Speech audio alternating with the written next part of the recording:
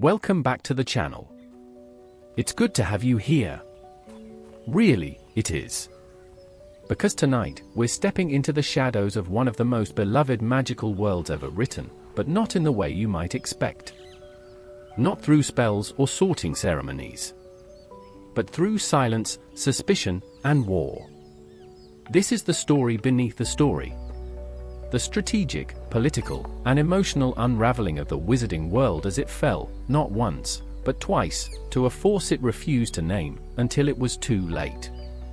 You may think you know the Wizarding Wars. You've heard about the Dark Mark, about Dumbledore and the Chosen One, about a lightning scar and a castle under siege. But tonight, we're going deeper, beyond the headlines, behind the battles. Into the meeting rooms where resistance was planned. Into the backrooms of the Ministry, where truth was denied. And into the quiet rooms of Hogwarts, where children sharpen spells not for tests, but for survival. You'll learn how a society built on legacy and law slowly collapsed under fear and manipulation. How students became soldiers. How institutions surrendered long before they were ever attacked. And how, in the middle of it all, one boy's life was shaped not by prophecy, but by power, secrecy, and the weight of expectation. This isn't a bedtime story. It's a political autopsy wrapped in robes and wands. And whether you're listening late at night, early in the morning, or somewhere in between, you're exactly where you need to be. If immersive, thoughtful storytelling like this speaks to you, you can gently tap the like button. It tells the algorithm to show this to other listeners who still believe that magic and meaning can coexist. And if you're new here, consider subscribing. There are more journeys like this one on the way. Now, draw your wand. Steady your breath.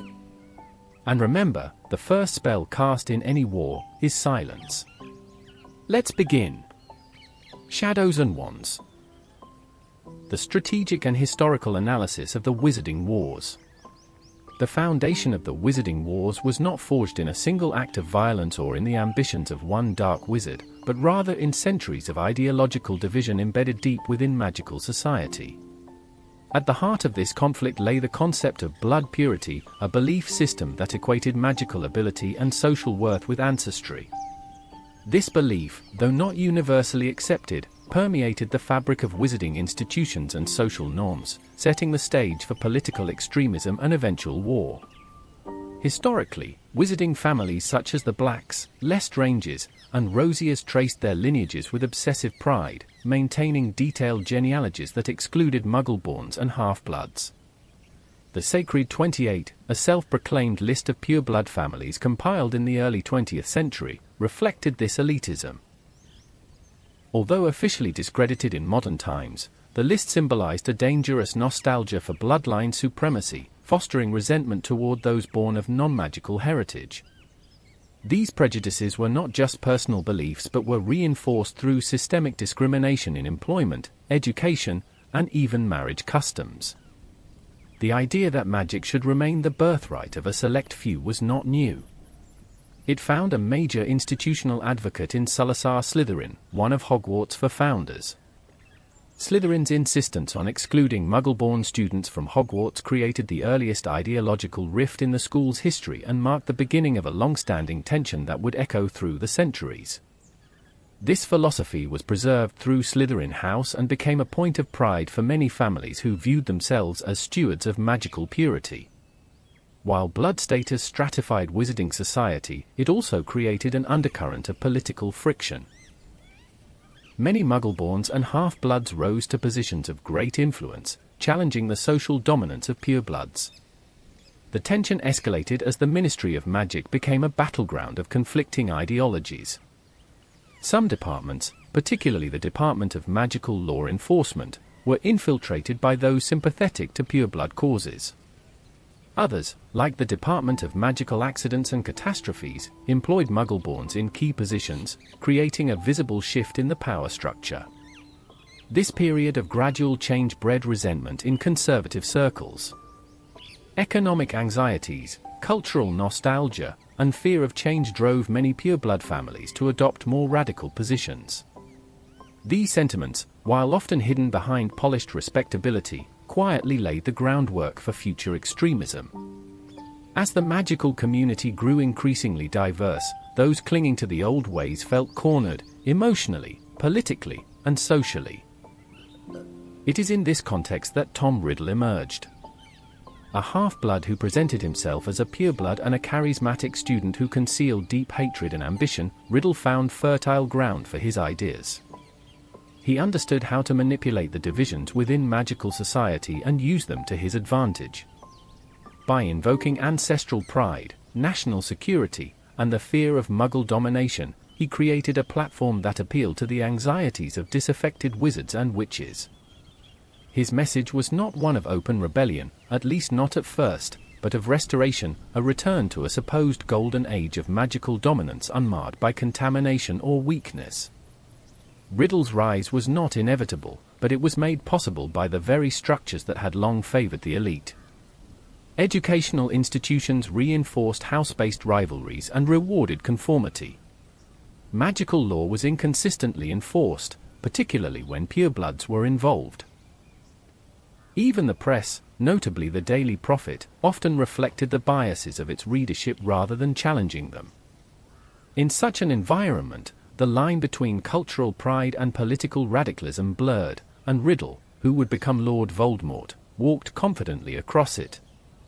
As Voldemort's ideology evolved from prejudice to policy, the stage was set for organized conflict.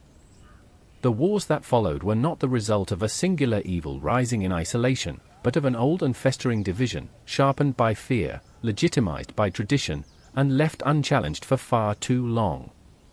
Long before the name Voldemort inspired terror across Wizarding Britain, the world faced a darker threat of global scale, one that reshaped the course of magical politics and foreshadowed the ideological and strategic warfare that would return decades later. Gellert Grindelwald, the first modern dark wizard of international consequence, orchestrated a campaign of manipulation and conquest that exposed the fault lines in magical governance and the fragility of peace among wizarding communities. Grindelwald's rise was rooted not merely in his magical skill, though he was undoubtedly brilliant, but in his gift for persuasion. Charismatic and idealistic, he presented his vision not as tyranny but as destiny. His slogan, "For the greater good," became a rallying cry for wizards who felt constrained by the International Statute of Secrecy, frustrated with non-magical leadership, or threatened by growing Muggle militarism during the early 20th century. What made Grindel different from later dark wizards was not only his geopolitical reach but his ability to reframe magical supremacy as a benevolent mission. He promised wizards power, but also order and purpose. His ideology appealed strongly to those who believed in magical exceptionalism but lacked a figurehead to articulate or act upon it. Grindel gave them one. He began his movement quietly, amassing artifacts, forming allegiances with discontented factions, and exploring the dark arts with an intensity that concerned even those who initially supported his vision.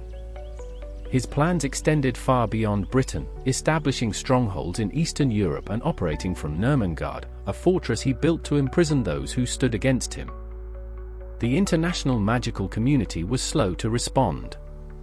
By the time the Confederation of Wizards recognized the full extent of his movement, Grindel had already consolidated power in several regions and destabilized others.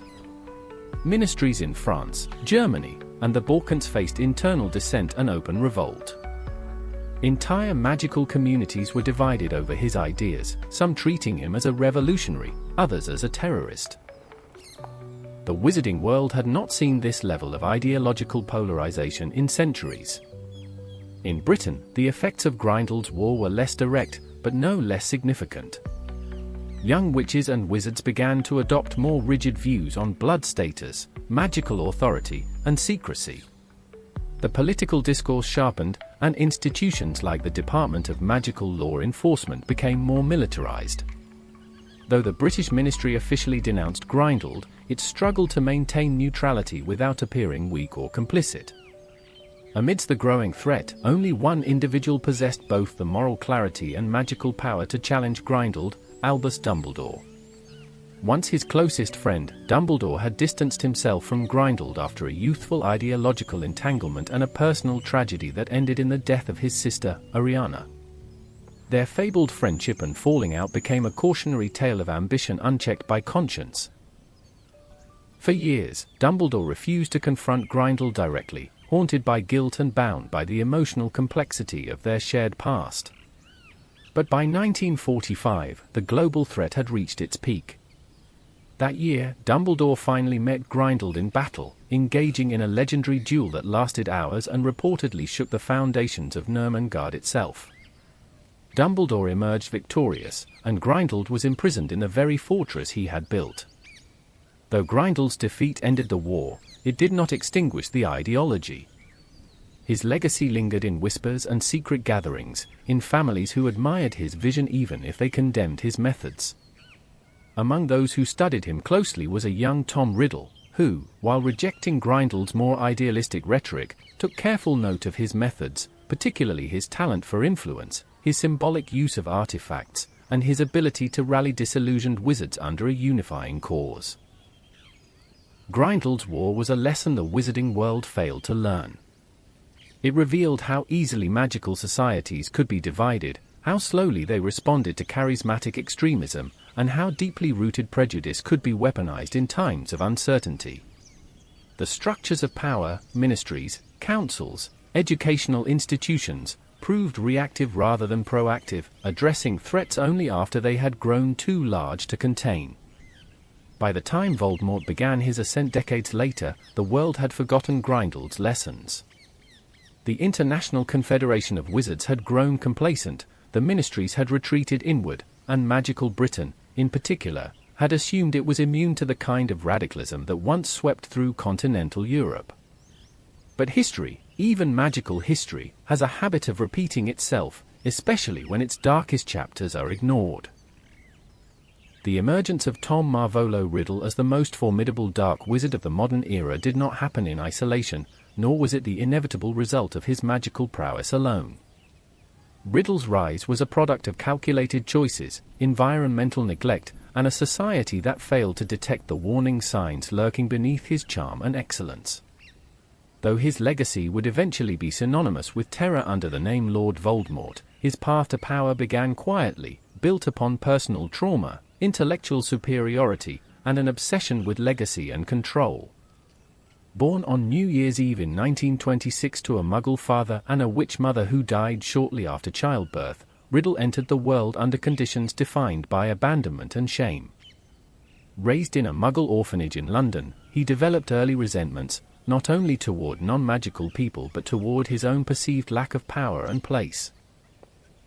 Unlike other young wizards, who were typically nurtured within magical families or guided toward mentorship, Riddle was left to uncover his abilities alone. When Dumbledore visited him at age 11 to offer a place at Hogwarts, he had already discovered his own magic, along with a cruel sense of superiority and the instinct to dominate others. At Hogwarts, Tom Riddle flourished academically and socially. He was admired by professors, trusted by the headmaster, and elected as head boy in his final year. Yet behind the polished exterior, he had already begun to manipulate and divide his peers. His charm masked a dangerous detachment and lack of empathy. He viewed relationships transactionally, cultivating loyalty only when it served his ambitions. While many students remembered him as gifted and disciplined, few recognized the darkness accumulating beneath his controlled demeanor. It was during his time at Hogwarts that Riddle began to pursue immortality. Not in the spiritual or metaphorical sense, but as a literal conquest over death. Obsessed with his own legacy and terrified of powerlessness, he sought ways to preserve his soul. In the restricted section of the library and through his interactions with less ethical faculty members, he learned of Horcruxes, objects capable of housing fragments of the soul, created through acts of murder. Unlike most dark wizards, who might dare to create one, Riddle intended to create 7. This was not merely a magical strategy, it was a reflection of his fractured psyche. The more he split his soul, the less human he became. Riddle's transformation into Lord Voldemort was gradual but deliberate. After leaving Hogwarts, He worked briefly at Borgin and Burke's, a dark artifact dealer in Nocturne Alley.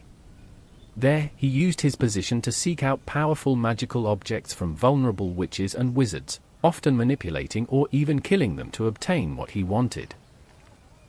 It was during this period that he acquired the items he would later convert into Horcruxes, Hufflepuff's cup, Slytherin's locket, and Ravenclaw's diadem among them.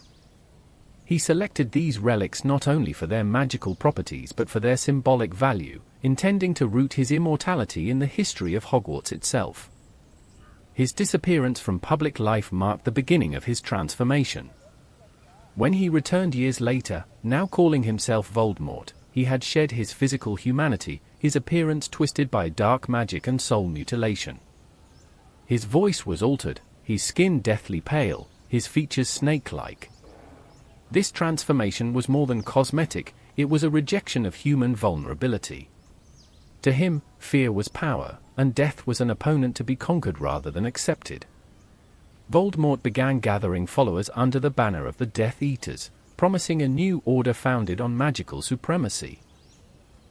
He leveraged the lingering sentiments of blood purity and traditionalism, especially among the old pureblood families. Many of these families, resentful of the Ministry's increasing inclusion of Muggleborns and half-bloods, saw in Voldemort a means to restore their waning influence. But Voldemort's charisma concealed a more radical aim, not merely to reform society, but to remake it entirely under his absolute control. While his rhetoric centered on heritage, his actual loyalty was only to those who served him completely, regardless of their blood status. Crucially, Voldemort understood how to weaponize fear. He infiltrated institutions slowly, using spies, blackmail, and dark magic to control key figures. He built an underground network of sympathizers, some fanatically loyal, others coerced or compromised. His rise was not explosive, it was incremental, strategic, and chillingly efficient. By the late 1960s, whispers of his name spread throughout Britain, and by the early 1970s, he had declared open war on the magical government.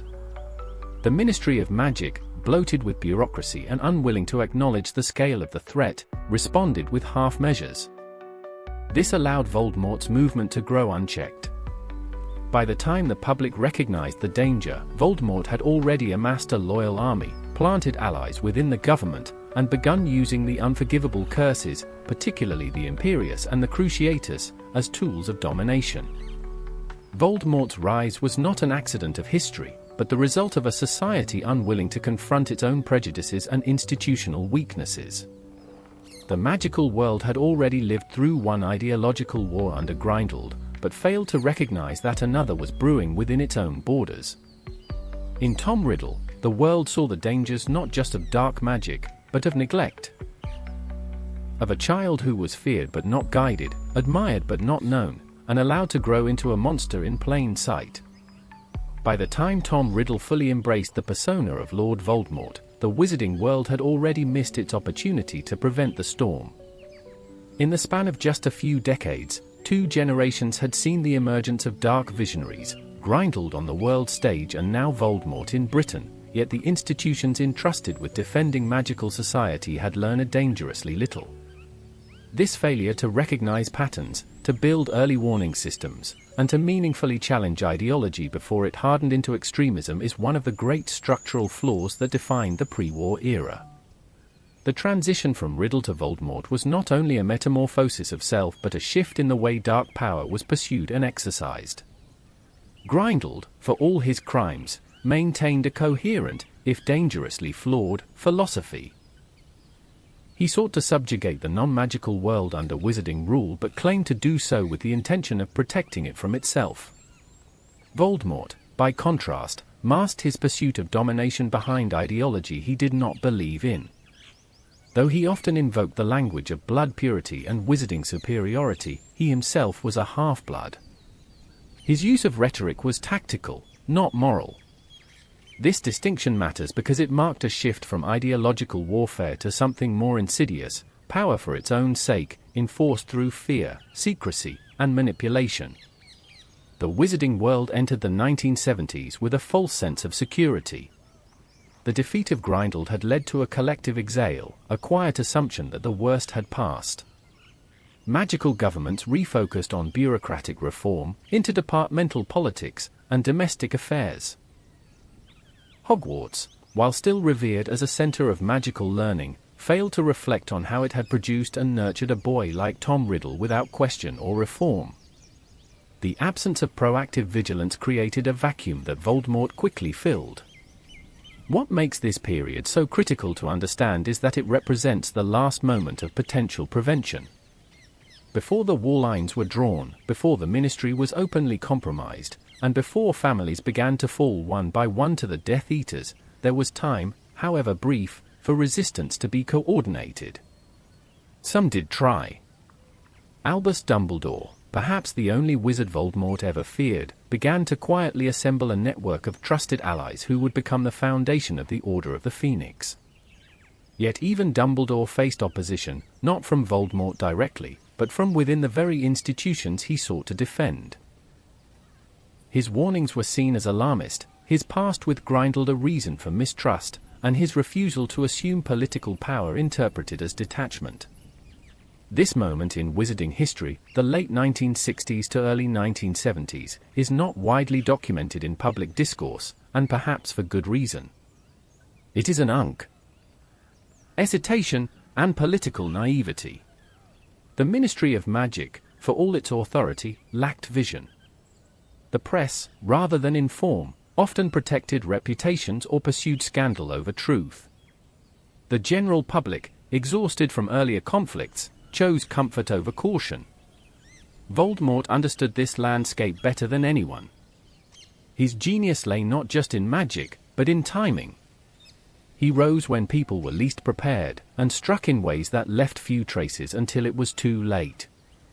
This interlude also serves to foreshadow the duality that will soon define the coming conflict. On one side, an official government increasingly paralyzed by internal conflict and public denial. On the other, a decentralized resistance fighting not only an external enemy but institutional inertia. And threading through it all, Voldemort's growing army, made up not only of hardened believers, but of opportunists, cowards, and those coerced into silence. When we move into the next chapter, we will leave behind Voldemort's personal transformation and begin to examine his movement as it transitions from ideology to militarized conflict.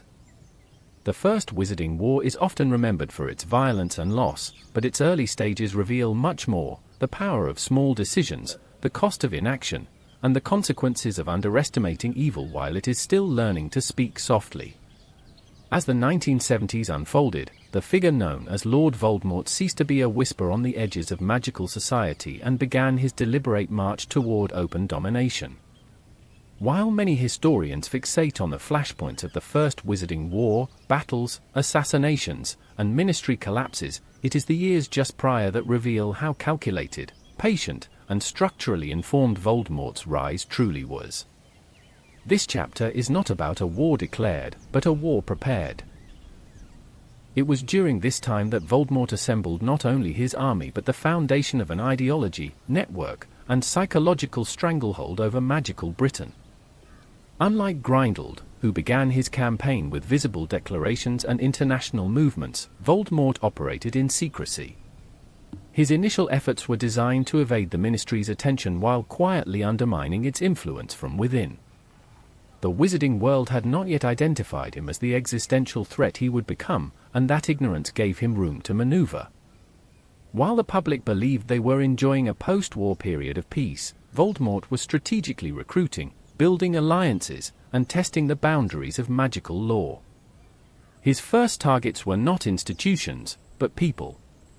He began by securing the allegiance of discontented pureblood families, those who had felt politically sidelined in the years following Grindel's defeat. The Malfoys, Lestranges, Carrows, and Dolohovs did not need much convincing. To them, Voldemort promised restoration, a return to power and prestige. But Voldemort's genius was in tailoring his approach. To the ambitious, he offered power. To the fearful, protection. To the marginalized, revenge. He did not demand immediate loyalty, he made obedience feel like a natural choice. The result was the formation of the Death Eaters, an elite, secretive force bound together by ritual, belief, and fear. Unlike traditional political movements, the Death Eaters operated more like a cult than an army. Their initiation required acts of violence. Their secrecy was enforced by magical oaths. Their loyalty was cemented not only by ideology, but by complicity in unspeakable acts. Once a Death Eater, leaving was not an option. Voldemort also made use of strategic symbolism. The Dark Mark, both the magical sigil cast into the sky and the burned brand worn on the forearm of his followers, was more than a sign. It was a psychological weapon. Its appearance after an attack signaled more than death. It communicated that the government could not protect its citizens, and that Voldemort's reach was growing. It instilled dread not only in victims but in those who feared being next. While assembling his army, Voldemort was also engaging in a parallel campaign of institutional erosion. He sent spies into key divisions of the ministry, blackmailed public officials, and recruited ambitious bureaucrats who placed career advancement over ethical standards. His agents operated silently in the Department of Magical Law Enforcement, the Wizengamot, and even in judicial offices. Some simply leaked information. Others redirected investigations. By the time the ministry recognized the infiltration, it had already compromised itself. Crucially, Voldemort did not limit his efforts to human allies. He recognized the tactical advantage of recruiting magical beings historically marginalized by wizarding society. Werewolves, led by Fenrir Greyback, were brought into the fold through promises of unrestricted hunting and status. Giants, previously isolated in remote mountain colonies, were lured with offerings of territory and bloodshed. Even Inferi, the reanimated dead, were deployed as weapons of terror. Voldemort understood what the ministry had long ignored, that exclusion breeds resentment, and resentment can be weaponized. This multidimensional campaign of infiltration, recruitment, and magical terror was the foundation of the First Wizarding War. But it is important to note that Voldemort's ambitions were never simply about conquest. His goal was transformation. He wanted to remake wizarding society into a hierarchy of power, where fear replaced law, bloodline replaced merit, and dissent was not debated but destroyed. Every move he made served this vision. The public, however, remained largely unaware of the storm forming just beyond their view. News of disappearances, cursed homes, and the occasional murder were dismissed as isolated incidents. The ministry, cautious of public panic, issued vague reassurances. The Daily Prophet followed suit, focusing on ministry-approved narratives and discrediting alarmists. Even Hogwarts, once a potential stronghold against rising dark forces, remained aloof, its staff divided, its students unaware, and its board of governors increasingly influenced by pureblood donors sympathetic to Voldemort's ideals. Dumbledore, aware of what was coming, worked quietly. He began gathering allies and training former students who had shown courage, independence, and moral clarity. These witches and wizards, among them James and Lily Potter, Frank and Alice Longbottom, Marlene Kinnan, and others, would later form the original Order of the Phoenix. But at this early stage, they were scattered, untrained, and up against an enemy whose movements remained mostly invisible. As Voldemort prepared for open war, he honed his personal power. His obsession with immortality continued, leading to the creation of more Horcruxes. Each one removed another fragment of his soul, making him harder to kill but less human in the process. By the time he re-emerged as a public threat, Voldemort was no longer simply a man, he was a force, unmoored from conscience or mortality. This period, the early 1970s through to the mid-decade, was not defined by battle, but by build-up. It was a time of preparation, not for defense, but for domination. When Voldemort eventually struck in full, it was not as a rogue sorcerer with a following, but as the head of a parallel state, armed, organized, and ruthless. The war had not yet been officially declared, but for those who knew what to look for, it had already begun. By the mid-1970s, the wizarding world could no longer pretend that the acts of violence, disappearances, and growing unrest were unconnected. Voldemort's covert rise had reached a tipping point. What began as whispers in back alleys and disappearances covered up in the press erupted into full-scale terror. The First Wizarding War had begun, not with a formal declaration, but with a series of actions that made it unmistakable: magical Britain was now a battleground. The early years of the war were defined by asymmetry. Voldemort's forces moved with unpredictability and precision. He launched attacks against Muggle families, ministry officials, and even Hogwarts alumni who had voiced opposition to pureblood ideology. These were not just murders, they were messages. Families were found tortured with the Cruciator's curse, homes burned by fiend fire, bodies left beneath the dark mark in town centers. Fear became routine, and security became scarce. The Ministry of Magic, unprepared for the scale and intensity of the threat, struggled to respond. At first, they relied on conventional law enforcement methods. Auras were dispatched in small units, investigations were opened, and arrests made. But as Voldemort's reach expanded, it became clear that traditional bureaucracy was no match for insurgency. The Department of Magical Law Enforcement was overwhelmed, and its leadership was paralyzed by both fear and political interference. High-profile trials led to limited convictions, while many known sympathizers evaded justice through bribes, intimidation, or lack of evidence. It was during this vacuum of effective leadership that Albus Dumbledore stepped forward, not through governmental channels, but through private initiative. Refusing ministerial office when offered, Dumbledore instead formed the Order of the Phoenix, an independent resistance group composed of witches and wizards committed to stopping Voldemort by any means necessary. The Order was not bound by institutional protocol or political caution. It operated in secrecy, using magically protected safe houses, encrypted communication spells, and a decentralized command structure to avoid detection. Members of the original Order represented a diverse cross-section of magical society.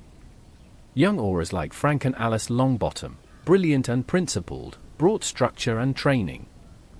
James and Lily Potter, recent Hogwarts graduates with a strong moral compass, quickly emerged as natural leaders. Emmeline Vance, Marlene McKinnon, Dorcas Meadows, and Gideon and Fabian Pruitt each brought unique skills and unwavering bravery. Their willingness to face the Death Eaters head-on, often without ministry backing, earned them Voldemort's particular ire. At the same time, the Death Eaters became more emboldened. With each successful operation, their confidence grew. No part of society was off-limits. Attacks on Hogwarts alumni, magical businesses, and even key officials within the ministry became common.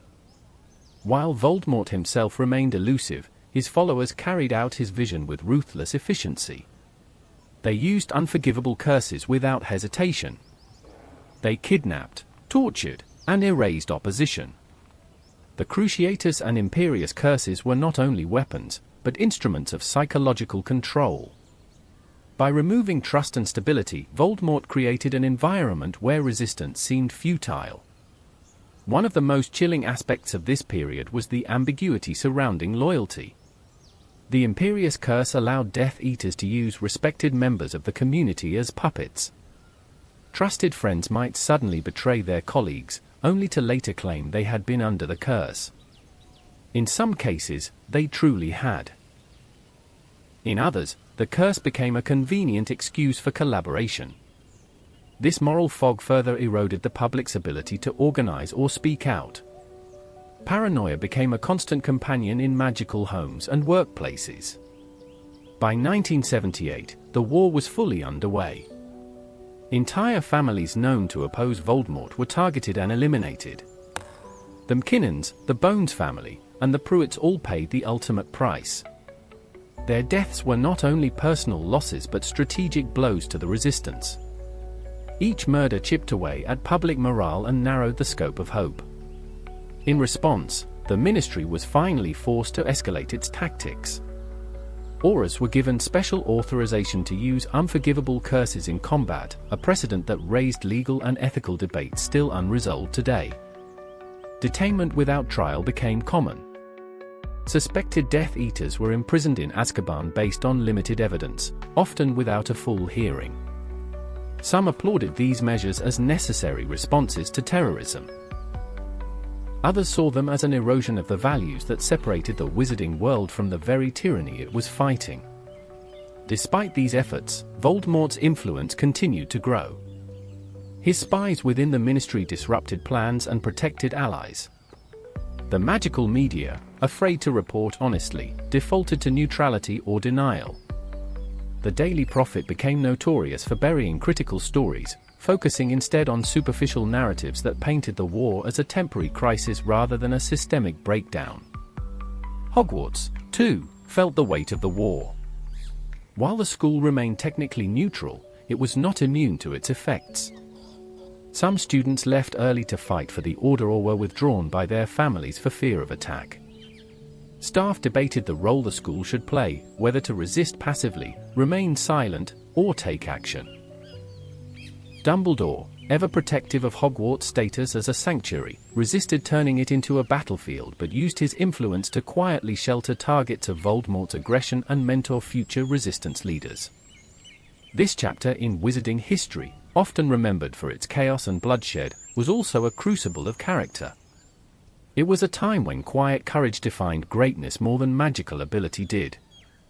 Ordinary people made extraordinary sacrifices: teachers, shopkeepers, healers, parents. They stood up, not because they were guaranteed victory, but because they could not accept the world Voldemort envisioned. The First Wizarding War did not end quickly. It dragged on for years, sustained by ideology, fear, and Voldemort's growing obsession with a prophecy he believed would ensure his immortality. But by this point in the war, the divisions had crystallized, the resistance had matured, and the stakes had become unavoidably clear. This was not a conflict over policy or power alone, it was a battle for the soul of the wizarding world. As the First Wizarding War escalated, Voldemort's methods grew not only more aggressive but more sophisticated. His campaign was never solely reliant on brute force. It was a hybrid strategy, one that fused violence with psychological warfare, ideological manipulation, and dark magic deployed with surgical precision. This chapter examines the core methods through which Voldemort asserted control: magical terrorism, the normalization of unforgivable curses, and the careful crafting of a climate of helplessness and fear. Voldemort's use of fear was not merely collateral damage, it was intentional and strategic.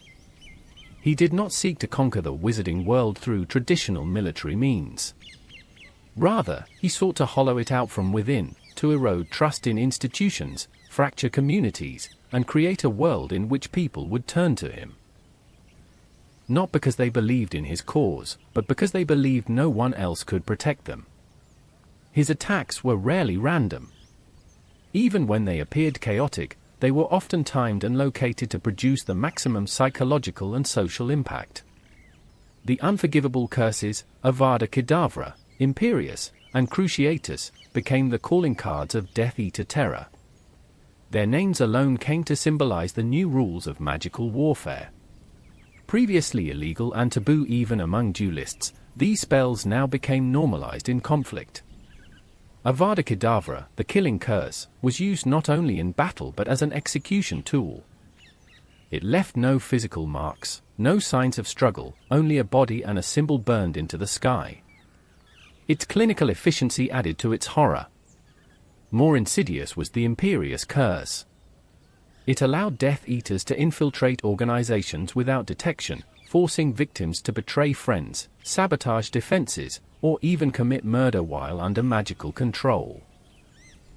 The difficulty of identifying those acting under its influence created paranoia that fractured even the most loyal circles.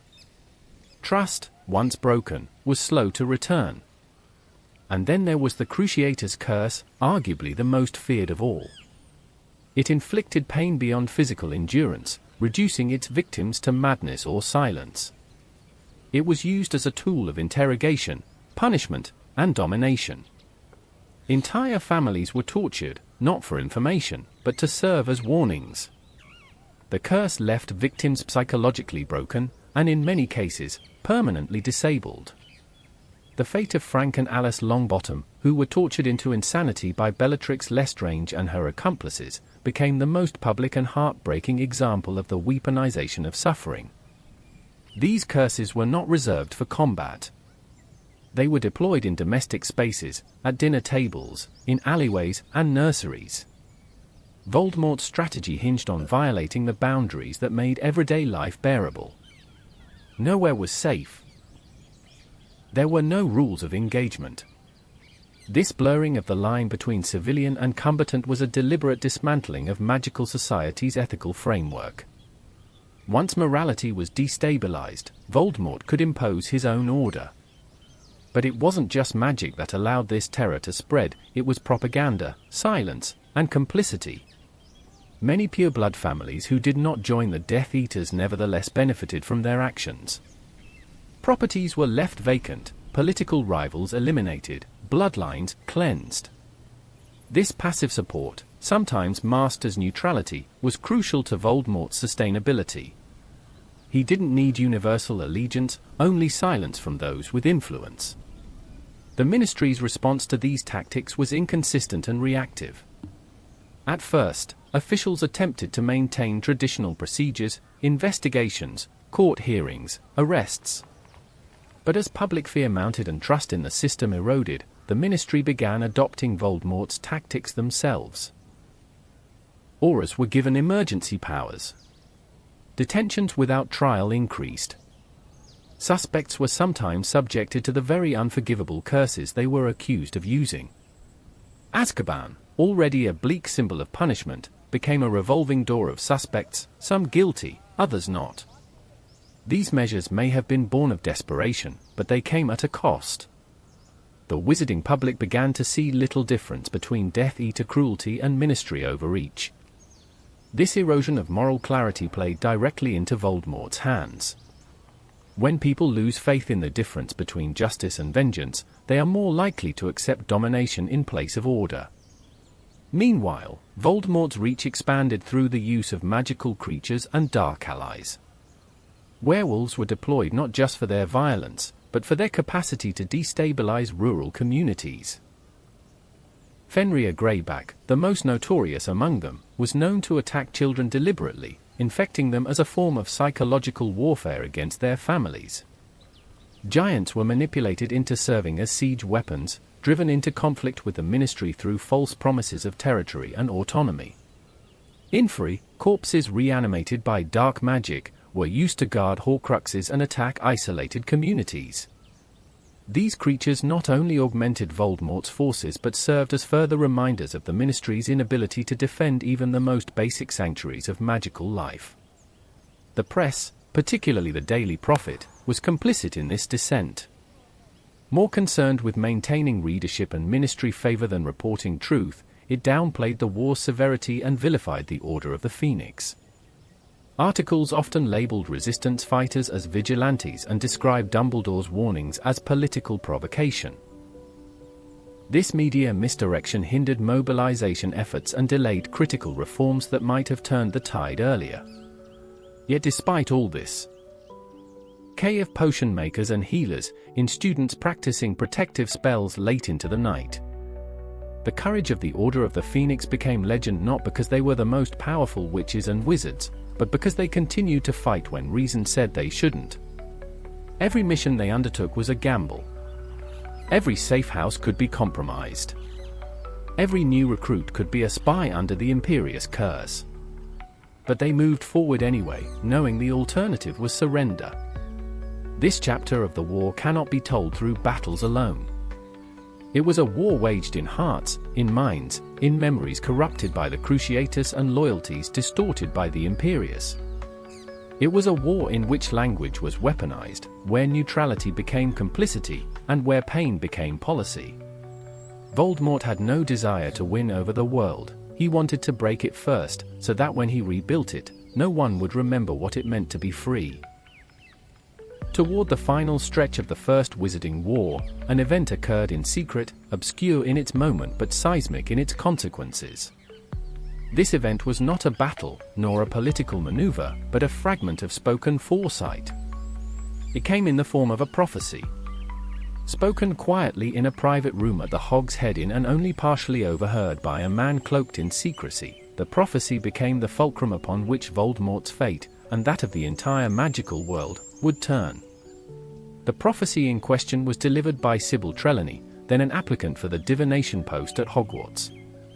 Unknown to her, her interview with Albus Dumbledore was being secretly observed by a Death Eater, Severus Snape. What he overheard, and what he reported back to Voldemort, would alter the course of history.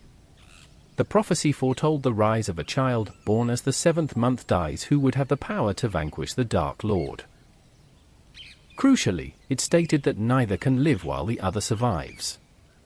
What Snape reported, however, was only the first half of the prophecy. Voldemort never heard the full version. He never heard the part that warned he would mark the child as his equal. And yet, even that incomplete knowledge was enough to terrify him. The idea that someone, an infant, no less, could undo everything he had built, was intolerable to a man who believed himself immune to fate. It was not just the potential threat that disturbed him, it was the prophecy's challenge to his sense of control. For Voldemort, prophecy was not destiny, it was defiance. Two potential candidates matched the prophecy's criteria: Harry Potter, son of James and Lily, and Neville Longbottom, son of Frank and Alice. Both were born at the end of July to parents who had thrice defied Voldemort. But Voldemort chose Harry, perhaps because he, like Voldemort, was a half-blood. Perhaps because Voldemort saw something of himself in Harry's lineage. Perhaps, unconsciously, he chose the one whose background most resembled his own. In that moment, Voldemort fulfilled the second half of the prophecy himself. By acting on it, he set the wheels of his own destruction in motion. To reach the Potters, Voldemort had to overcome a powerful magical barrier, the Fidelius Charm. This spell, among the most potent in magical defense, conceals a secret within a single living soul, the Secret Keeper. So long as the Keeper does not reveal the secret, the protected location is invisible and unreachable. The Potters chose Peter Pettigrew, a decision made in desperation, secrecy, and, ultimately, tragic misjudgment. Pettigrew, a school friend of James Potter, was in fact already aligned with Voldemort. Within days of becoming Secret Keeper, he betrayed the Potters' location. On the night of October 31st, 1981, Voldemort arrived in the village of Godric's Hollow. He murdered James Potter in the foyer of the house. Lily Potter, given a chance to step aside, refused, and in doing so, unknowingly invoked a deeper, older magic than Voldemort understood, the magic of sacrificial protection. When she died to save her son, the killing curse Voldemort cast on the infant Harry rebounded.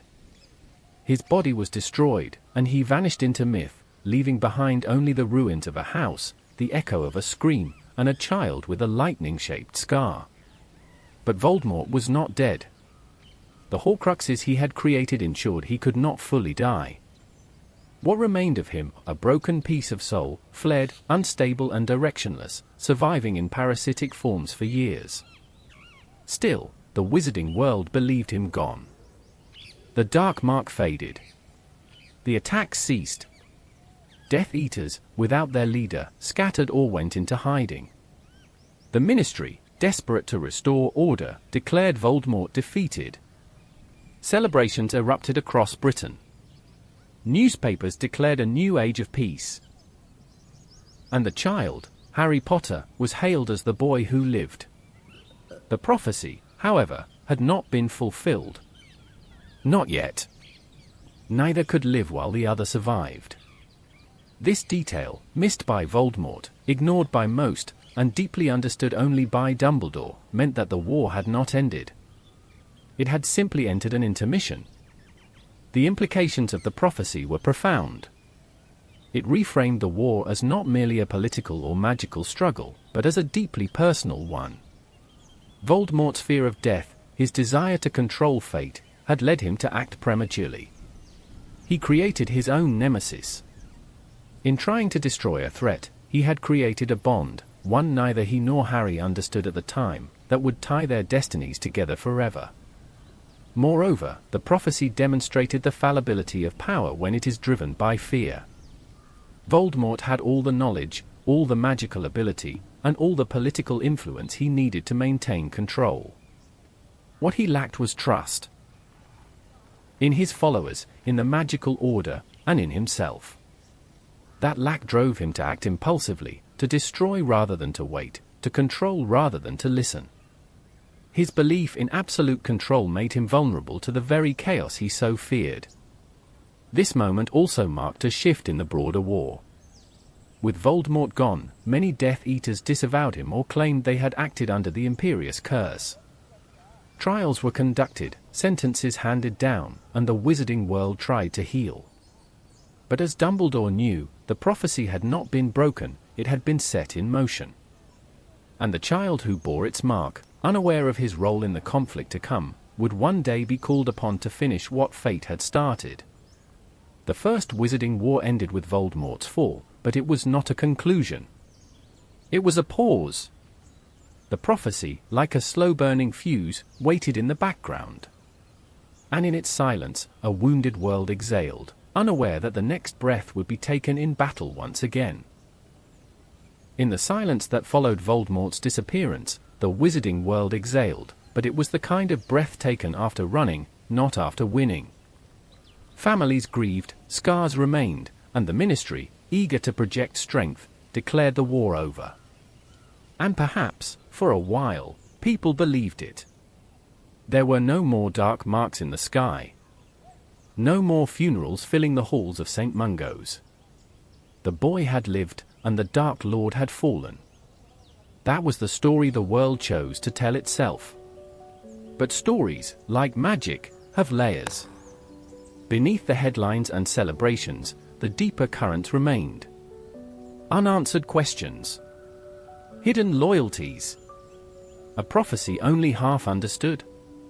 The war, as we now know, was not over. It was simply sleeping, its next chapter quietly preparing to be written. And as we step into the post-war years in the next episode, you'll see that peace, without accountability, is often just a pause between storms. If this exploration into the Wizarding Wars has you thinking differently about the Harry Potter universe, feel free to like the video, subscribe for more chapters, or share it with someone who thinks they know how the story really went. We've only just begun to uncover what lies beneath the legend. The night of October 31st, 1981, was supposed to mark the end of an era. The wizarding world, having endured nearly a decade of war, woke to the stunning news that Lord Voldemort had been defeated, not by the Ministry, nor by the Order of the Phoenix, but by an infant. For many, this moment was cause for celebration, a final, cathartic release of tension and grief. But while the visible threat had been vanquished, the structures that enabled his rise remained untouched. The war was over, but the reckoning had only begun. The immediate aftermath of Voldemort's fall revealed the fragility of the system he had nearly overthrown. With no central authority holding the Death Eaters together, many fled, went into hiding, or quickly reinvented themselves. The Ministry of Magic moved swiftly to contain the remnants of Voldemort's army, but even its most aggressive tactics were insufficient to administer meaningful justice across the board. The sheer number of suspects, combined with lack of evidence, internal corruption, and political pressure, led to a wave of shallow trials and, in many cases, no trials at all. The most notable tactic used by former Death Eaters was the invocation of the Imperious Curse as a defense. Claiming to have acted under magical coercion, numerous individuals, including high-ranking purebloods with deep Ministry connections, escaped conviction. Lucius Malfoy, for example, publicly denounced Voldemort after his fall and asserted he had been under magical control, despite ample evidence of his loyalty to the regime. His wealth and influence shielded him, as it did others who used status to obscure guilt. But not all avoided justice. Bellatrix Lestrange, along with her husband Rodolphus, brother-in-law Rabaston, and Barty Crouch Jr., were captured after torturing Frank and Alice Longbottom into madness in a last-ditch effort to find their fallen master. Their trial was swift and public, driven by the fury of Barty Crouch Sr., then head of the Department of Magical Law Enforcement. These few convictions became the symbolic stand-ins for a broader, largely incomplete reckoning. Within the Order of the Phoenix, the celebration was muted. The victory had come at staggering cost. The deaths of Gideon and Fabian Pruitt, Marlene McKinnon, Benji Fennick, Edgar Bones, and countless others left the Order scarred and scattered. Even among those who survived, the emotional toll was deep. Some returned to quiet lives. Others, like Alastair Moody, continued to operate in a constant state of vigilance, unable to trust the peace. For Albus Dumbledore, the moment was complex. Though he had long warned of Voldemort's power and had fought him ideologically and logistically, he had not struck the final blow. That distinction belonged to Harry Potter, an infant whose protection had come not from tactical maneuvering, but from ancient magic activated by his mother's sacrifice. Dumbledore alone understood the deeper implications. He knew that Voldemort was not truly dead. He suspected that Horcruxes were involved, though their exact number remained unknown. And he knew that Harry's survival, and the strange reaction of the killing curse, pointed to a bond that could not be ignored. To protect that bond, and the child, Dumbledore made a controversial decision. He placed Harry with the Dursleys, Muggle relatives of Lily Potter, invoking the protection of familial blood to shield him from lingering magical threats. This decision, while strategically sound, placed Harry in a hostile, emotionally neglectful environment, and would later raise ethical questions about the balance between magical protection and emotional harm. Still, Dumbledore understood what few others could: Harry had not merely survived the war. He was now the key to its unfinished resolution. The wizarding world, meanwhile, sought normalcy. The Ministry hailed the end of Voldemort's regime as a validation of its authority. Cornelius Fudge, an ambitious official on the rise, began consolidating political influence by promoting a narrative of final victory. Schools resumed full operation. Shops reopened. Magical families that had lived in hiding re-emerged cautiously. The Daily Prophet published retrospectives and profiles of war heroes, often sanitizing the complexity of the conflict in favor of more palatable narratives. But beneath the surface, problems festered. Children of Death Eaters grew up in households where Voldemort's ideology was preserved in private, if not in practice. Magical creatures who had been recruited or exploited during the war, such as werewolves, giants, and goblins, were once again marginalized without support or reintegration. The structural injustices that had created fertile ground for Voldemort's rise remained intact. No significant reforms were made in magical education, judicial procedure, or ministry oversight. The war ended, but the conditions that birthed it did not. The betrayal that brought Voldemort down, Peter Pettigrew's decision to sell out the Potters, remained hidden for years. Sirius Black, wrongfully accused of betraying his best friend, was imprisoned without trial, a victim of grief, haste, and institutional failure. His story, like many others, would be left untold until it was nearly too late. In retrospect, the fall of Voldemort was less a conclusion than an interlude. A regime collapsed, but its ideology remained dormant. A child was hailed as a savior, but the truth of his destiny was obscured even to himself. The institutions of magical Britain returned to their pre-war state, but they had not been strengthened by the Crucible, they had merely survived it. This period, often remembered as one of healing, was in fact one of denial. The scars of the war were not addressed but covered.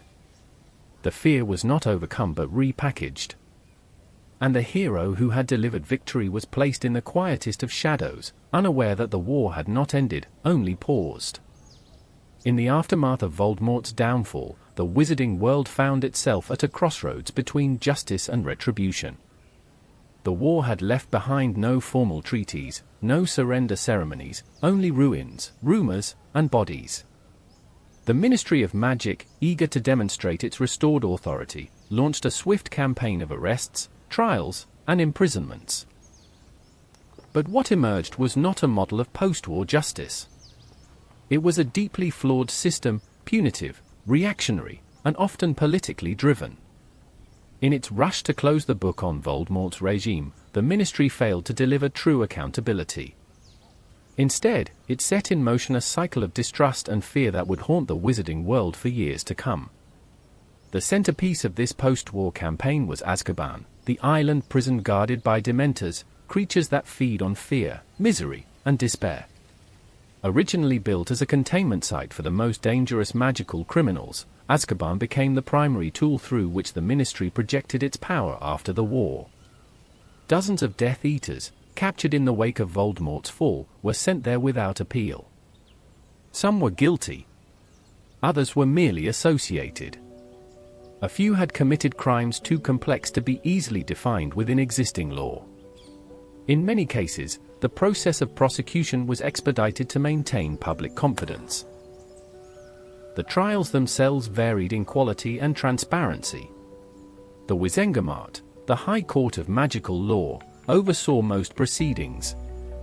While it claimed impartiality, its decisions were often influenced by the political climate and public sentiment. In some instances, particularly the trial of Bellatrix Lestrange and her cohorts, the sentences were harsh but broadly accepted. These figures had committed atrocities so public and undeniable that justice demanded severity. But the system quickly became inconsistent. Some accused Death Eaters, like Lucius Malfoy, evaded punishment entirely by claiming to have acted under the Imperious Curse. These assertions, almost impossible to disprove, became a common defense. The law offered no clear process for determining truth in such cases, and the ministry, exhausted and eager to move on, accepted many of them without full inquiry. Wealth and status influenced outcomes. Those with connections inside the ministry or financial power were quietly exonerated, while lower-level operatives, often less ideologically committed, were imprisoned indefinitely. One of the clearest examples of this injustice was the imprisonment of Sirius Black. Arrested without trial, Black was accused of betraying the Potters and murdering 12 Muggles in broad daylight. With no formal investigation, no defense, and no opportunity to testify, he was sent directly to Azkaban, a decision applauded by the public and accepted without scrutiny. It would be over a decade before the truth emerged that the real traitor was Peter Pettigrew, who faked his own death and lived undetected in plain sight. These early missteps in magical justice had long-term consequences. Azkaban became a symbol not of order, but of fear.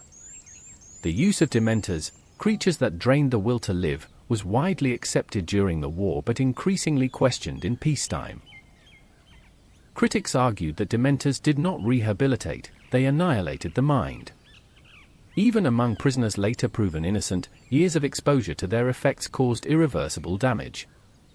The ethical costs of using creatures of darkness as instruments of the state were largely ignored until it was too late.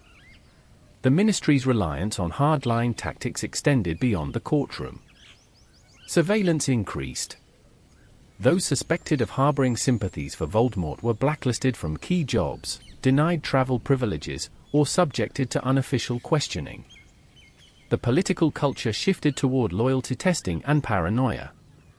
Fear of a second uprising drove the ministry to preempt dissent by monitoring communities, discouraging open discussion of the war, and discrediting those, like Albus Dumbledore, who warned that Voldemort's ideology was not truly gone. Dumbledore, having refused political office after the war, became a vocal critic of the ministry's punitive approach. He advocated for structural reforms in magical law, transparency in trials, and the rehabilitation of magical creatures and former sympathizers who had not committed violent crimes. His efforts were largely dismissed. In a climate still traumatized by war, mercy was mistaken for weakness, and foresight for subversion. This period also deepened the divisions within the wizarding community. Muggleborns, though officially protected by law, continued to face discrimination in hiring and social status. Pure-blood families, even those who had opposed Voldemort, found themselves viewed with suspicion. The war had not erased social hierarchies, it had sharpened them. The Ministry's failure to create an inclusive post-war narrative left many feeling alienated or forgotten. By the late 1980s, a strange silence had fallen over magical Britain. The war was rarely discussed in public. Voldemort's name became taboo again, not out of fear, but out of willful amnesia. Younger generations grew up unaware of the full extent of what had occurred. Hogwarts resumed normal operations, but did little to integrate lessons from the war into its curriculum. History of magic classes remained fixated on goblin rebellions and treaties signed centuries earlier. The trauma of the previous decade faded from public view, but it festered in private memory. The wizarding world told itself that the danger had passed. The trials were over. The prisons were full. The war had been won. But beneath this narrative lay a deeper truth: the roots of darkness had not been pulled up, only trimmed. Justice had been uneven. Pain had been ignored. And the structures that allowed Voldemort to rise once remained largely unexamined. In time, these failures would come due.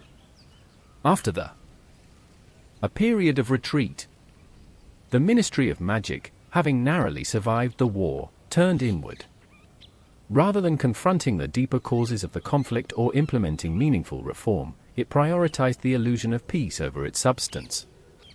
Denial became a governing principle.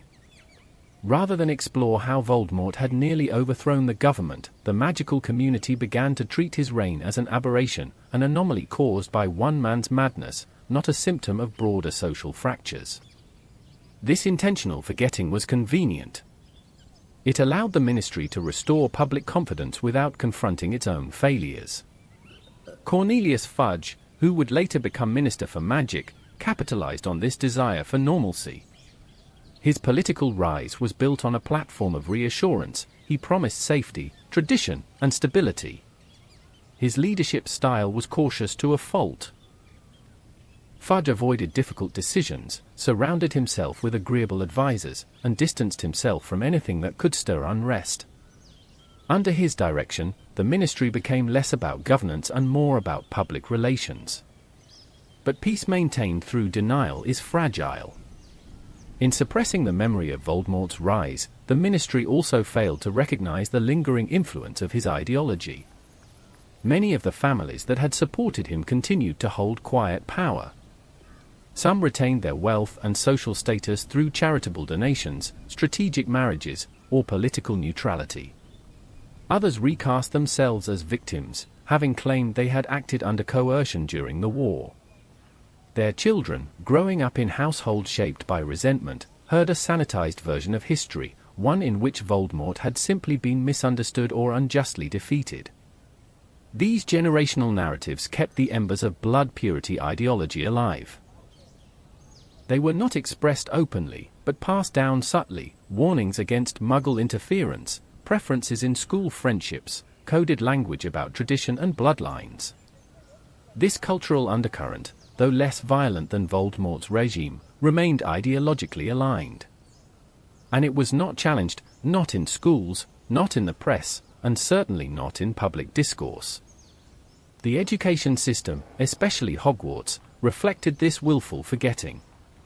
Despite being the very place where Tom Riddle once walked and where many future Death Eaters were shaped, Hogwarts made no curricular effort to study the recent war. The history of magic remained frozen in medieval battles and goblin rebellions. Students were not taught about Voldemort, the Death Eaters, or the true meaning of the Dark Mark. Even the events of October 31, 1981, were discussed only in passing. Those who had lost family in the war, orphans, survivors, the children of Order members, were left to process that legacy alone. This refusal to engage with the past created a dangerous vacuum. In a society where the war was not discussed, there was no room for accountability, empathy, or growth. It also allowed misinformation to thrive. Conspiracy theories, alternative histories, and revisionist interpretations circulated quietly, often unchallenged. Some whispered that Voldemort had never truly died. Others insisted he had been a hero undermined by Dumbledore and the Ministry. Without clear and consistent truth, lies found fertile ground. Meanwhile, those who had fought against Voldemort were marginalized. Former Order of the Phoenix members were rarely honored. Some, like Alastair Moody and Kingsley Shacklebolt, returned to service in the Ministry, but were treated as relics of a war best left unspoken. Others, like Sirius Black, remained imprisoned for crimes they did not commit. Their sacrifices were forgotten, their warnings ignored. Even Albus Dumbledore, arguably the greatest defender of the wizarding world, was treated with increasing suspicion. His refusal to toe the Ministry line, his insistence that the Dark Lord might return, and his eccentric manner made him an object of ridicule in some circles, mistrust in others. Dumbledore, for his part, refused to participate in the culture of denial. He continued to monitor signs of dark magic, researched Horcruxes in secret, and kept watch over Harry Potter, whose significance remained unknown to most. But Dumbledore's influence was limited by choice. He had turned down repeated offers to become Minister for Magic, believing that political power compromised moral independence. While this decision preserved his integrity, it also left the Ministry vulnerable to leaders more concerned with perception than preparation. The press, too, contributed to this collective forgetting. The Daily Prophet, the most widely read magical newspaper, prioritized stories that reassured rather than informed. Rather than publish investigations into post-war corruption, it focused on Quidditch scandals, cauldron thickness regulations, and celebrity gossip. Serious journalism became rare. When columnists or editors pushed for deeper coverage of the war's legacy, they were often dismissed or reassigned. The Prophet became less a watchdog than a mirror for Ministry messaging. This all created the illusion of peace, but it was not peace born of healing. It was peace born of avoidance. And like any illusion, it was vulnerable to disruption. The wizarding world did not understand that Voldemort had not been defeated by strategy or policy. He had been stopped by ancient, sacrificial magic, a force no one had planned for or could replicate. The conditions that had allowed him to rise remained untouched. The society that had empowered him was largely unrepentant. And the child who had survived him was growing up in obscurity, neglected and unknown, hidden from the very world that had celebrated his name. The cult of denial was not enforced through force. It did not need to be. It thrived because people wanted to believe the war had taught them enough. That they had already done the hard part. That the danger had passed. They were wrong. While the wizarding world celebrated the fall of Lord Voldemort with fireworks, goblets raised, and newspaper headlines hailing a new age of peace, the child at the center of it all vanished from sight. For many, this seemed a fitting end to the story, an orphaned infant protected by ancient magic, placed with family for his safety, and remembered only in the pages of history books. But for Harry Potter, the so-called boy who lived, the years that followed were marked not by reverence, but by silence, suppression, and emotional isolation. Albus Dumbledore's decision to place Harry with the Dursleys was strategic, rooted in a powerful magical principle. By placing the boy with Lily Potter's blood relatives, he invoked an ancient charm, an enchantment of protection that would be sustained so long as Harry could call their home his own. On paper, this made sense.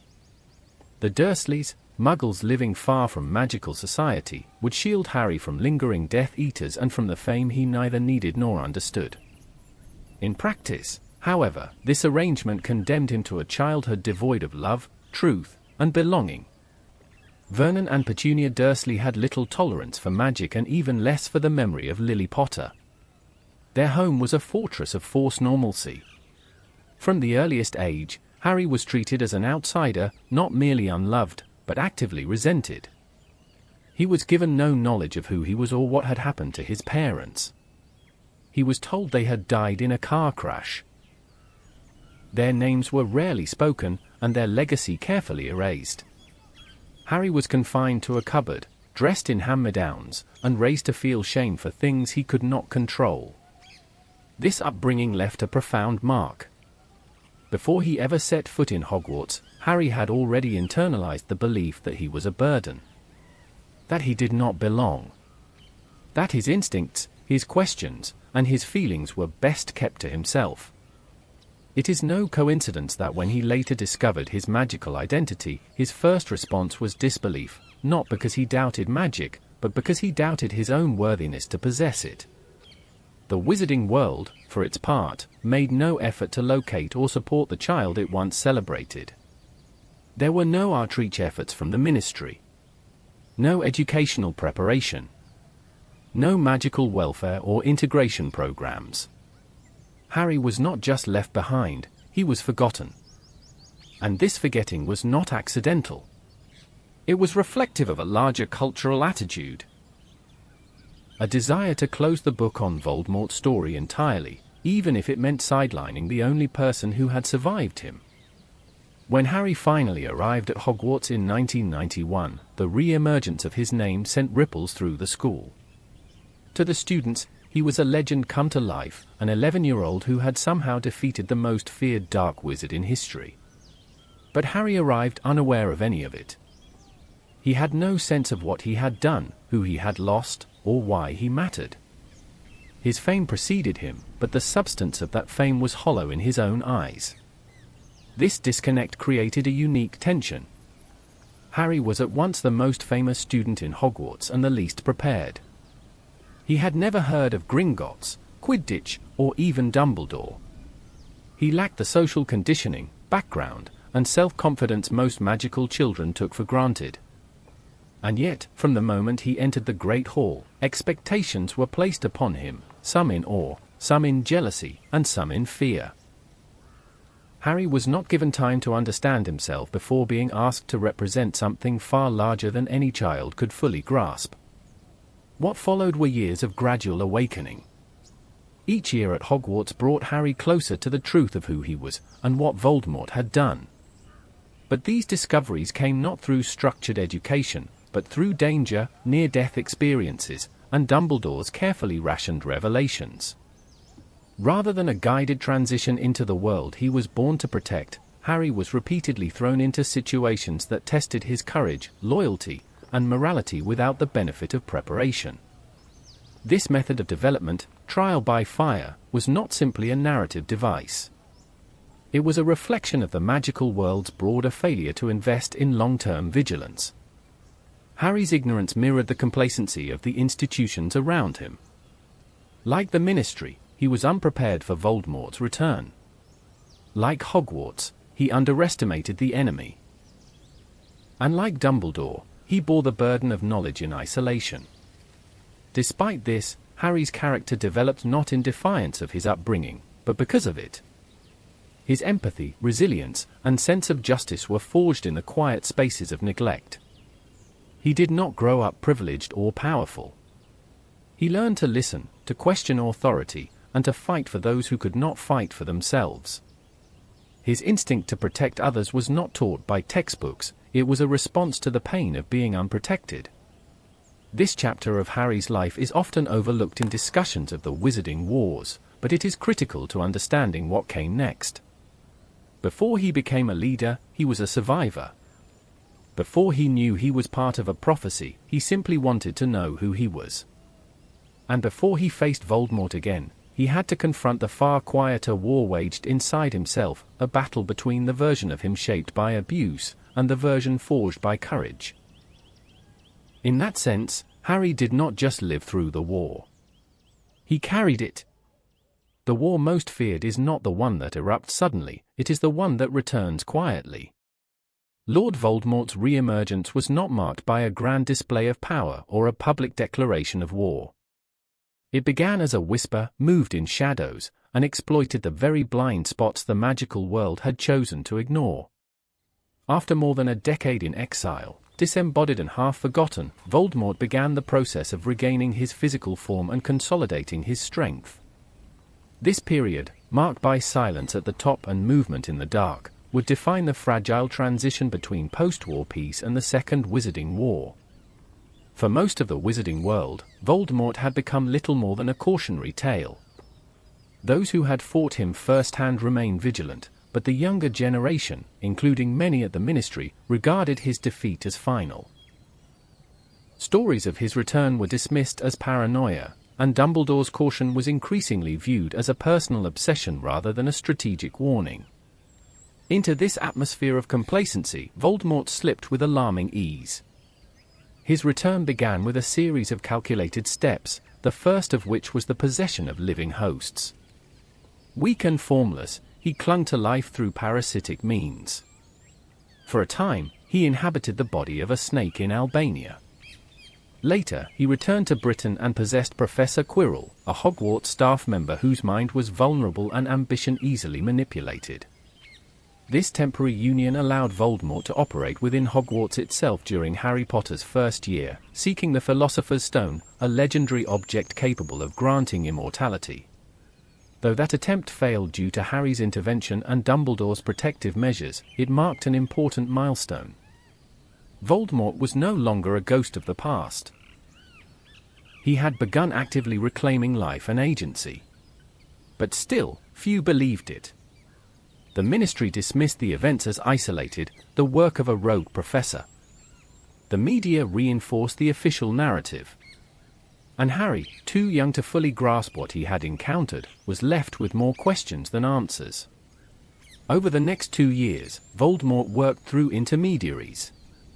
He manipulated memories, objects, and vulnerable minds. The diary of Tom Riddle, a Horcrux embedded with part of his soul, was used to possess Ginny Weasley and reopen the Chamber of Secrets, resulting in multiple petrifications and nearly a fatality. Again, the threat was narrowly averted, but again, the wider implications were ignored. Few asked how the diary had resurfaced, or why its power felt eerily familiar. Instead of recognizing a pattern, the magical world treated each event as an isolated coincidence. Voldemort's true rebirth came during the Tri-Wizard Tournament in 1995. A global event hosted at Hogwarts, intended to foster cooperation between wizarding schools. But beneath the celebratory surface, darker forces were at work. Bartemius Crouch Jr., a Death Eater previously presumed imprisoned, had infiltrated Hogwarts under disguise, impersonating Professor Moody using Polyjuice Potion. He manipulated the tournament to ensure Harry would be transported to a remote graveyard, where Voldemort, aided by Wormtail, Peter Pettigrew, would complete the ritual to restore his body. The ritual, cruel and precise, involved the use of Harry's blood, Voldemort's father's bones, and Wormtail's flesh. It symbolically and magically reassembled the Dark Lord into a physical form, more powerful than before, protected by the blood of the very boy he had once failed to kill. When Voldemort emerged from the cauldron, the transformation was complete. He was no longer a wraith. He was flesh and wand once more, surrounded by newly summoned Death Eaters. This was no symbolic moment, it was a strategic coup. In the graveyard, Voldemort tested his wand against Harry's, only to experience the rare magical effect known as Priori Incantatum, a phenomenon that revealed the last spells Voldemort had cast. The wands, sharing the same core, a phoenix feather, were momentarily locked in magical standoff. This event not only allowed Harry to escape but offered a deeper revelation: Voldemort's power, while formidable, was still tied to Harry in ways he did not fully understand. Harry returned with the body of Cedric Diggory and a warning: Voldemort had returned. But instead of rallying to verify this claim, the Ministry did what it had trained itself to do: deny. Cornelius Fudge, consumed by fear of political instability and loss of authority, dismissed the claim outright. He refused to acknowledge Voldemort's return, fearing panic, criticism, and the collapse of public trust in his leadership. This refusal to act was not neutral. It was active suppression. The Ministry discredited Harry, undermined Dumbledore, and reshaped the narrative. The Daily Prophet printed editorials casting doubt on Harry's sanity. Dumbledore was portrayed as a fringe figure. Anyone who spoke of Voldemort's return was treated as a political liability. Instead of preparing for war, the wizarding world spent the next year debating whether there was one to prepare for. This year, what some historians call the Lost Year, was perhaps the greatest missed opportunity of the post-war era. While the Ministry played politics, Voldemort was rebuilding. He recruited giants, reforged ties with werewolves, and restored contact with his most loyal followers. He began operating out of secret locations, establishing a command structure, regaining magical artifacts, and planning his next move. The Order of the Phoenix, reassembled by Dumbledore, worked in secret to track his movements and protect key targets. But they did so without official support, media credibility, or institutional power. Voldemort's return marked not only a continuation of war, but an evolution of it. He had learned from his past mistakes. No longer content with frontal assaults, he relied on infiltration, subversion, and strategic manipulation. His resurrection in the graveyard was not just the rebirth of a man, it was the rebirth of a movement. And the world, too busy arguing whether he had returned at all, allowed him to do so unopposed. History would remember that night in the graveyard as the moment the Second Wizarding War truly began. But at the time, it was only Harry who saw it for what it was. And once again, he was not believed. When Voldemort returned to power in the summer of 1995, only a handful of people responded with action rather than argument. While the Ministry of Magic clung to denial and the public debated credibility, Albus Dumbledore moved quickly and quietly. Within days of Harry Potter's return from the graveyard, Dumbledore activated old contacts, re-established long-dormant magical protections, and summoned a core group of trusted allies. Thus, the Order of the Phoenix was reborn, not as an official institution, but as a resistance movement operating on the margins of magical society. The second iteration of the Order was modeled on its original foundation during the First Wizarding War. Its purpose was not to replace the Ministry but to fill the void it had left, to protect, inform, and resist. Unlike government forces, the Order did not require bureaucracy or legislation to act. Its authority came from its members' reputations and resolve, not from titles or departments. In a time of institutional paralysis, that autonomy became its greatest strength. The new headquarters of the Order was located at 12 Grimmauld Place, the ancestral home of the Black family. The house had long stood as a decaying monument to pureblood ideology, but now, hidden under the Fidelius charm and repurposed under Dumbledore's command, it became a sanctuary for those fighting against it. Protected from magical detection and concealed even from most allies, Grimmauld Place functioned as both operations center and refuge. Membership was built on trust and memory. Veterans of the First War such as Alastair Mad-Eye Moody, Remus Lupin, Arthur and Molly Weasley, and Minerva McGonagall returned to service. They were joined by a new generation, Nymphadora Tonks, a young, bold Aura, Kingsley Shacklebolt, a gifted and disciplined strategist, Bill Weasley, experienced in curse-breaking and international relations, and others with unique skills and clear loyalties. While small in ear tasks were as varied as they were dangerous. Some were assigned to monitor known Death Eaters, tracking movement and communication. Others guarded key individuals and locations, Hogwarts, Gringotts, and the Department of Mysteries among them. Still others worked to gather intelligence from abroad, particularly in Eastern Europe, where Voldemort had once held influence and where new alliances were forming in the shadows. Perhaps the most difficult mission of all, however, was truth-telling. At a time when the Ministry controlled the narrative and the Daily Prophet printed disinformation, the Order faced the task of spreading the truth of Voldemort's return. But without institutional support, their words were branded as subversive. Attempts to publicly testify were blocked or censored. Critics were labeled unstable or delusional. Even those within the Ministry who believed the Order's warnings often stayed silent for fear of career ruin. This reality forced the Order to adopt unconventional methods. Communication had to be magical, secure, and discreet. Patronus messages, silent, incorruptible, and unique to each wizard, became essential. Magical devices, enchanted journals, coded owls, and protective enchantments were deployed with precision. operational security was vital, because a single breach could mean death or worse. The Death Eaters had returned to the shadows, and no one knew how far their reach had extended. One of the Order's greatest challenges during this period was the fragmentation of the wizarding public. In the First Wizarding War, the lines had been clear. Now, those lines were buried under apathy, fear, and misinformation. Many witches and wizards remained neutral, unwilling to take sides in what they believed was an ideological dispute rather than an existential threat. The Order, in essence, was fighting on two fronts. Against Voldemort, and against the refusal of the magical community to believe he was back at all. This internal conflict was particularly felt at Hogwarts. Though the school remained officially neutral, Dumbledore used his influence as headmaster to subtly align Hogwarts with the resistance. Trusted staff members such as Professors McGonagall, Flitwick, and Sprout quietly supported the Order's efforts. But others, particularly those placed by the Ministry, began monitoring Dumbledore's actions closely. The school was becoming a microcosm of the larger war, a battle between preparation and propaganda. And through it all, Harry Potter became a reluctant symbol of the Order's cause.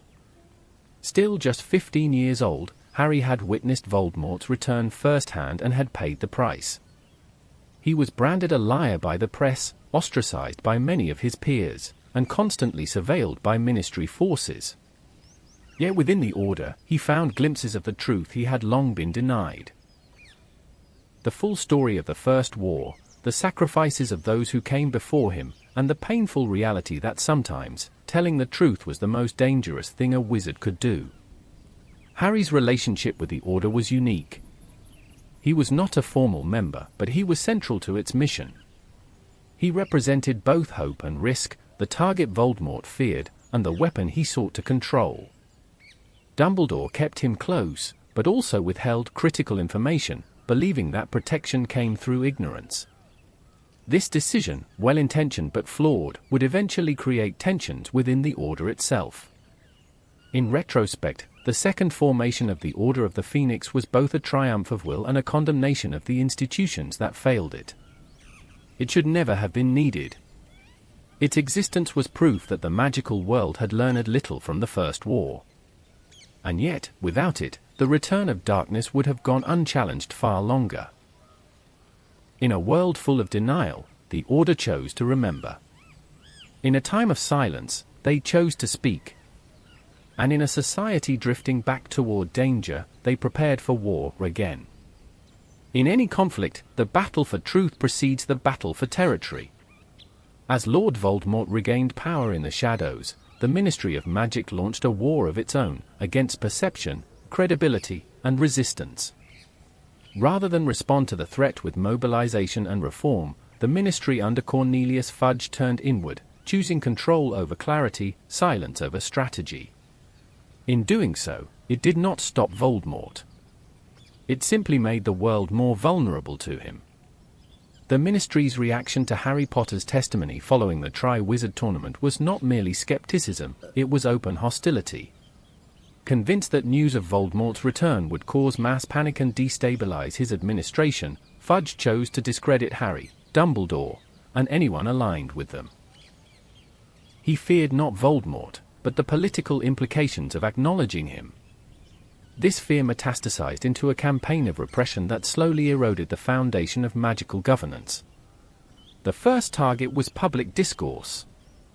The Daily Prophet, already a ministry-aligned publication, became an instrument of state propaganda.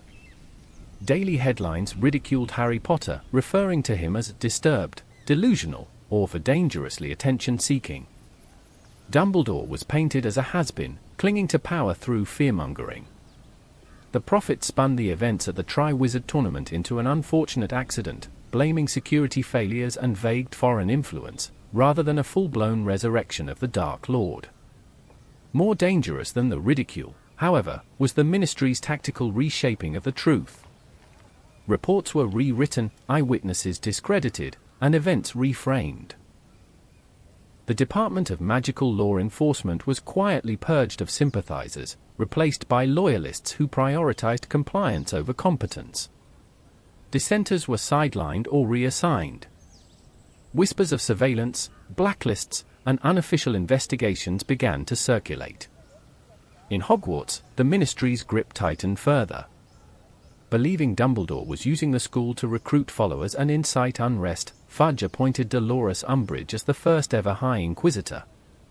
Under the guise of educational reform, Umbridge arrived with a Ministry mandate to monitor and control every aspect of school life, from teaching methods to interpersonal behavior. Her goal was not education, but containment. Umbridge's tenure marked one of the darkest non-violent episodes in Hogwarts history.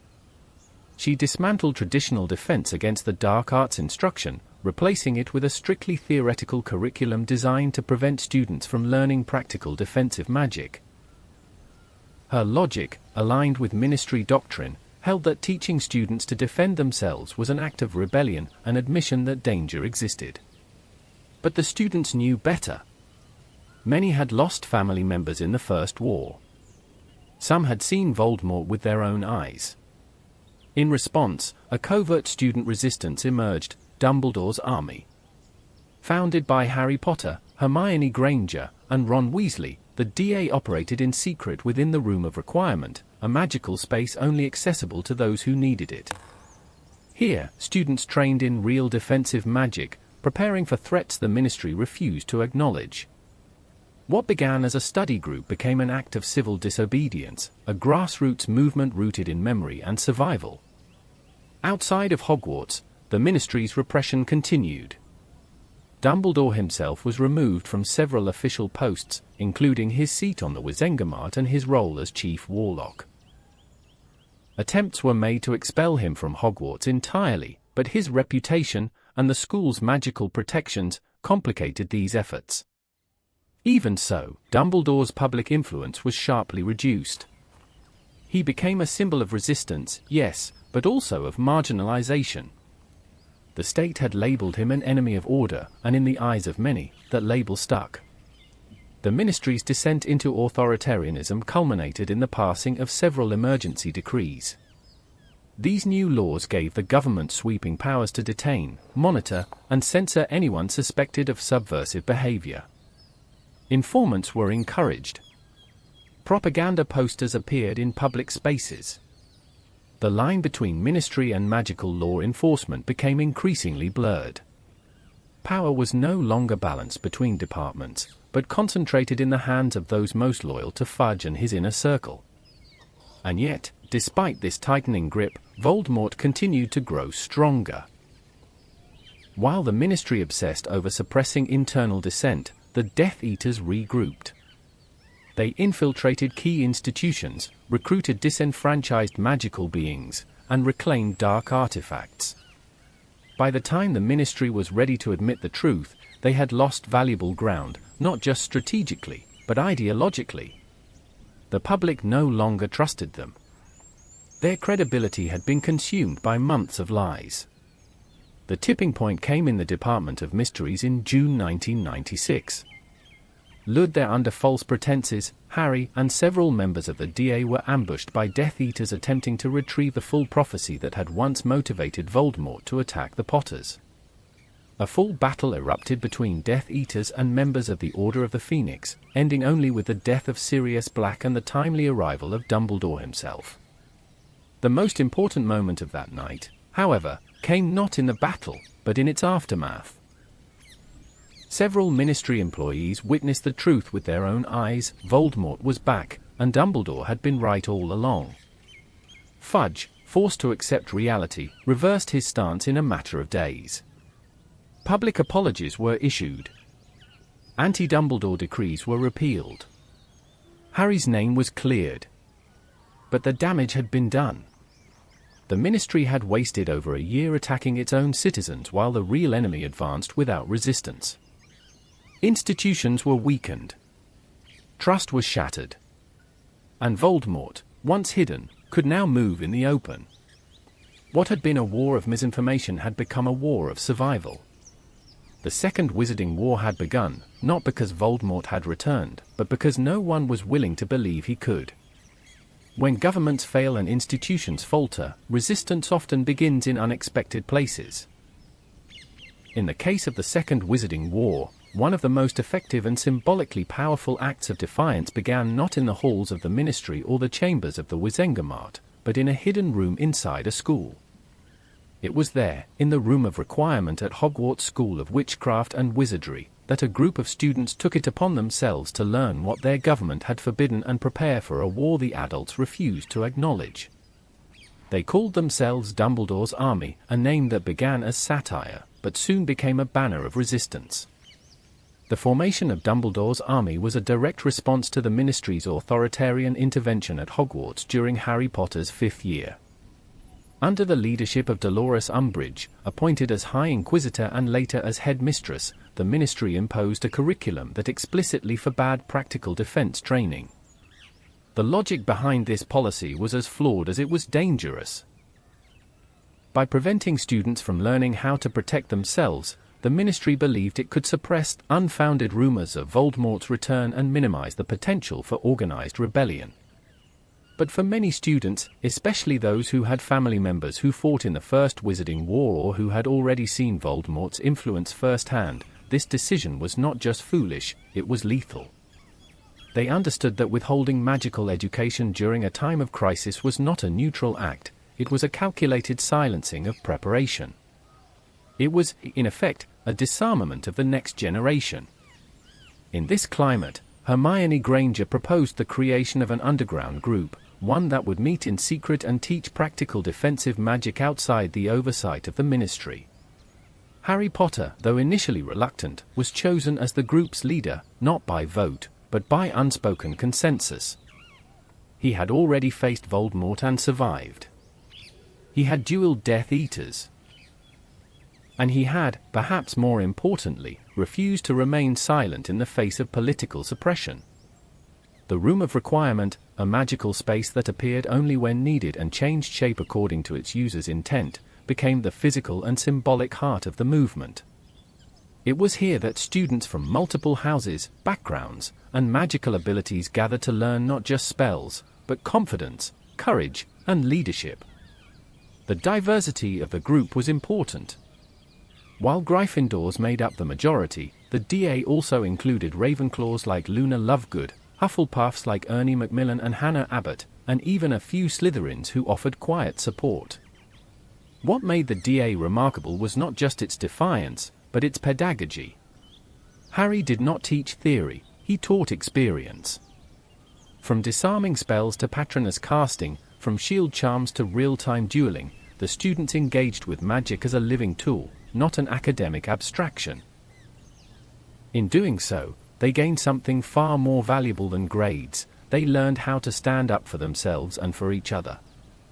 The DA fostered a sense of mutual responsibility and personal agency, two qualities that would define their future roles in the war. These sessions also provided psychological armor. In a school ruled by fear, with Umbridge monitoring speech, punishing dissent, and torturing students under the guise of discipline, the DA became a safe space where truth could be spoken and courage rekindled. It reminded its members that even under repression, choice remained possible, and that resistance could begin with the smallest act, showing up. The DA's impact extended beyond Hogwarts. Its very existence was a rebuke to the Ministry's narrative. News of its activities leaked out through family and friends, subtly reshaping the public conversation. While Fudge and Umbridge insisted that young witches and wizards were safe and obedient, the DA's defiance revealed the truth: they were neither. They were preparing. But resistance came at a cost.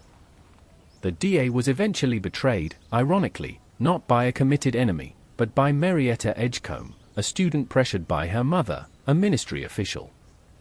Umbridge, upon discovering the group, used the incident as justification to sack Dumbledore, despite his refusal to name the group's true founder. In one of the most iconic moments of the prelude to the Second Wizarding War, Dumbledore took full responsibility, then disappeared before he could be arrested, choosing exile over submission. With Dumbledore gone and Umbridge now fully in control, Hogwarts became a testing ground for authoritarian control. Surveillance increased. Punishments became crueler. And yet, the spirit of resistance persisted. The the DA continued to operate in subtler ways.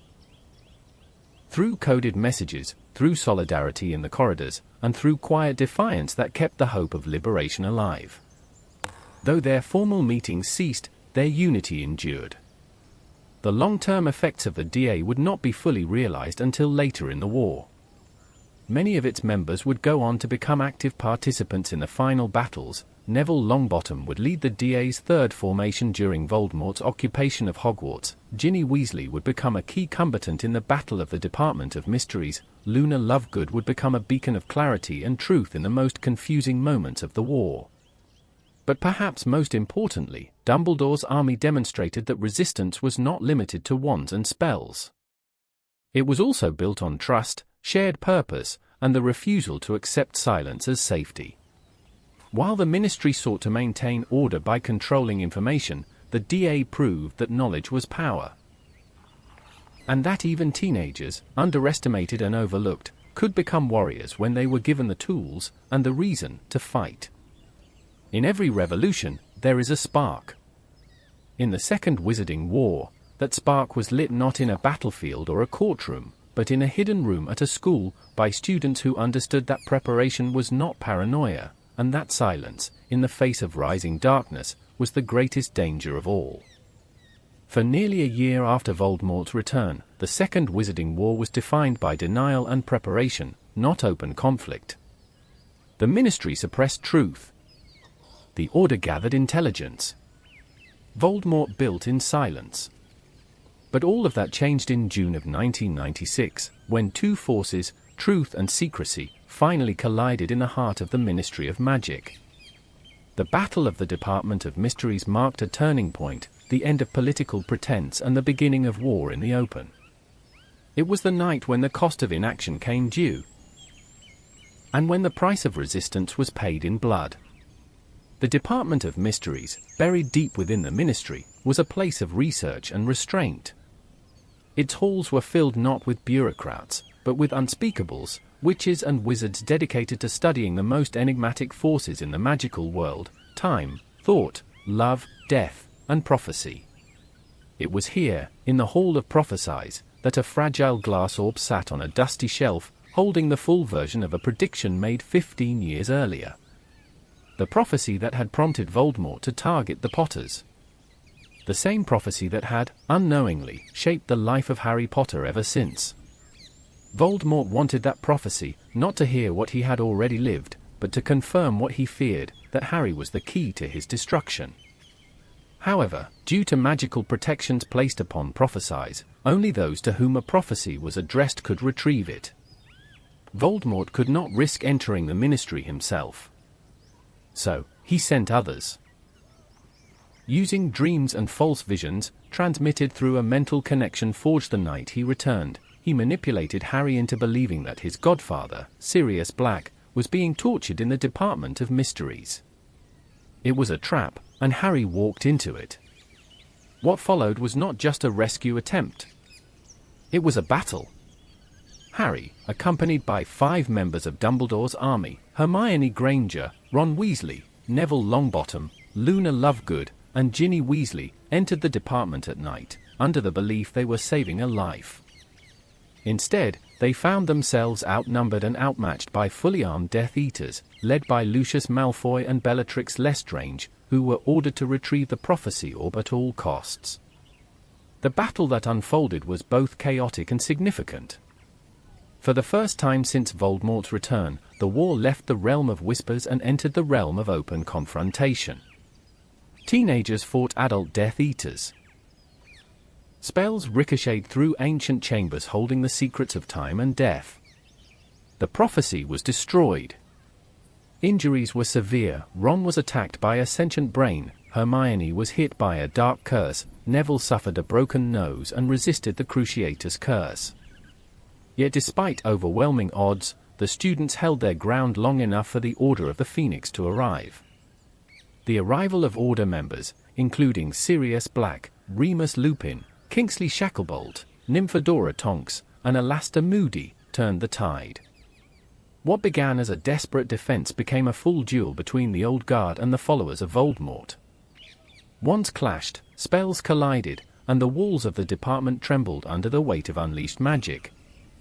It was not polished combat. It was war. And then came the cost. In the middle of the chaos, Bellatrix Lestrange cast a fatal curse, Avada Kedavra, that struck Sirius Black, sending him through the veil. Remained. No last words were spoken. In an instant, Harry lost the closest thing he had to a family, a godfather, a protector, a symbol of rebellion, and a link to his parents' world. Sirius's death marked more than a personal loss. It was a strategic and symbolic blow. He had been the most high-profile victim of Ministry injustice and one of the Order's most passionate fighters. His death represented the tragedy of a generation that had already given too much and was asked to give more. For Harry, it cemented a transformation. He was no longer just a student resisting a corrupt system. He was a soldier in a war. And then came the moment that changed everything. Voldemort arrived. Having failed to secure the prophecy, he entered the Ministry himself to kill Harry. But his arrival triggered another, Albus Dumbledore. What followed was a duel unlike any the wizarding world had seen in decades. In the atrium of the Ministry itself, two of the most powerful wizards alive clashed in a confrontation that was both mythic and methodical. Dumbledore, wielding water, fire, and spellcraft with surgical precision, dueled not to destroy, but to protect. Voldemort, furious and unrestrained, unleashed his full magical arsenal. It was not just a duel of wands, it was a duel of ideologies. The duel ended not with death, but with exposure. When Ministry officials, led by Cornelius Fudge, arrived at the scene, they saw what they had denied for over a year: Voldemort, alive, standing in the heart of their own government. No amount of politics or press manipulation could erase it. The truth had returned in the most undeniable way. In the days that followed, the fallout was swift. Fudge was forced to admit Voldemort's return publicly. His political credibility collapsed. Dumbledore was reinstated to the Wizengamot and reappointed as Chief Warlock. The Daily Prophet reversed its tone. The Ministry, once an engine of denial, was now a desperate institution scrambling to catch up with a war it had chosen not to fight. But the damage was done. Voldemort had retrieved none of what he sought, yet still won. He exposed the Ministry as unprepared and disjointed. He struck at the heart of the Order, killing one of its most beloved members.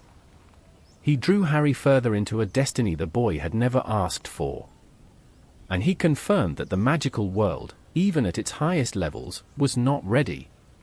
The battle at the Department of Mysteries was not a victory for either side, it was a warning. It showed that Voldemort could now operate openly. It proved that the institutions designed to protect the magical world were already compromised. And it demonstrated, perhaps most importantly, that the next phase of the war would not be fought in whispers or classrooms, but in blood, in policy, and in full view of a public that had no choice but to pay attention. As the Second Wizarding War escalated into open conflict, most of the magical world focused on the visible: takeovers, skirmishes, disappearances, and the gradual fall of institutional resistance. But behind the chaos, a parallel war was being fought in silence, one that could not be won by armies or legislation. It was a war for Voldemort's soul, quite literally, and the only people fighting it were 3 teenagers without a base, a map, or certainty. This was the Horcrux hunt, the invisible, nearly impossible mission that determined whether Voldemort could be defeated at all. To understand the stakes of this mission, one must understand the dark magic at its center. A Horcrux is a magical object created by splitting one soul through murder and embedding the fragment into a physical vessel.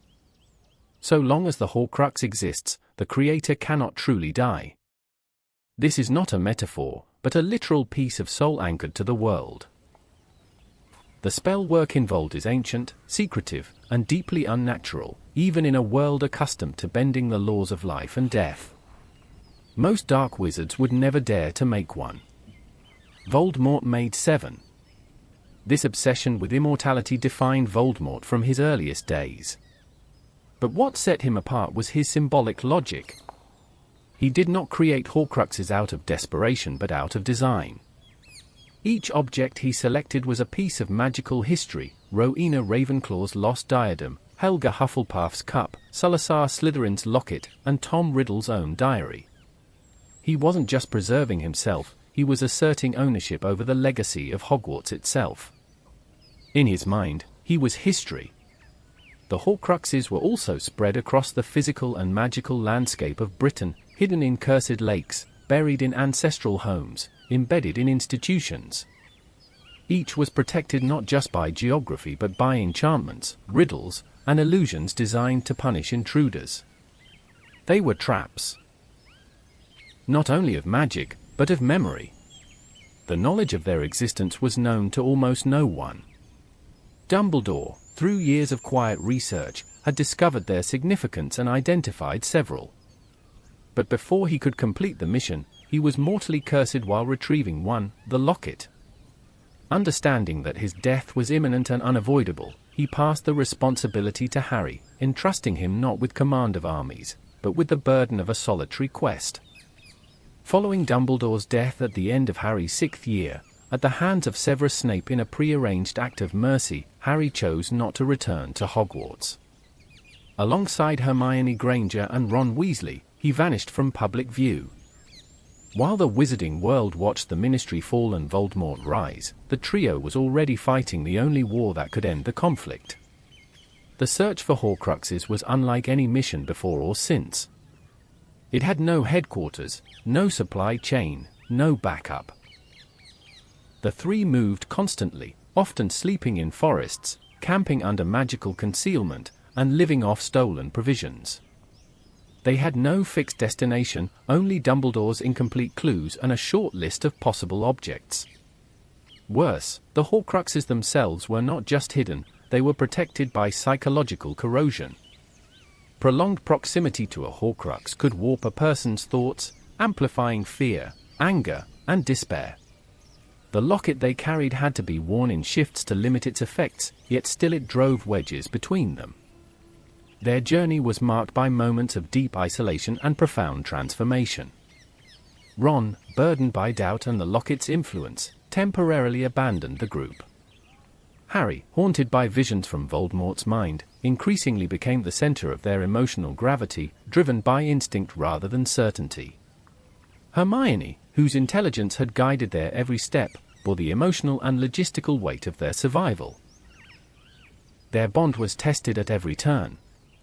That they succeeded at all was due not to power, but perseverance. Over time, they uncovered and destroyed multiple Horcruxes. Tom Riddle's diary, destroyed by Harry in his 2nd year with a basilisk fang. Marvolo Gaunt's ring, destroyed by Dumbledore before his death. Salazar Slytherin's locket, stolen from the Ministry and destroyed by Ron.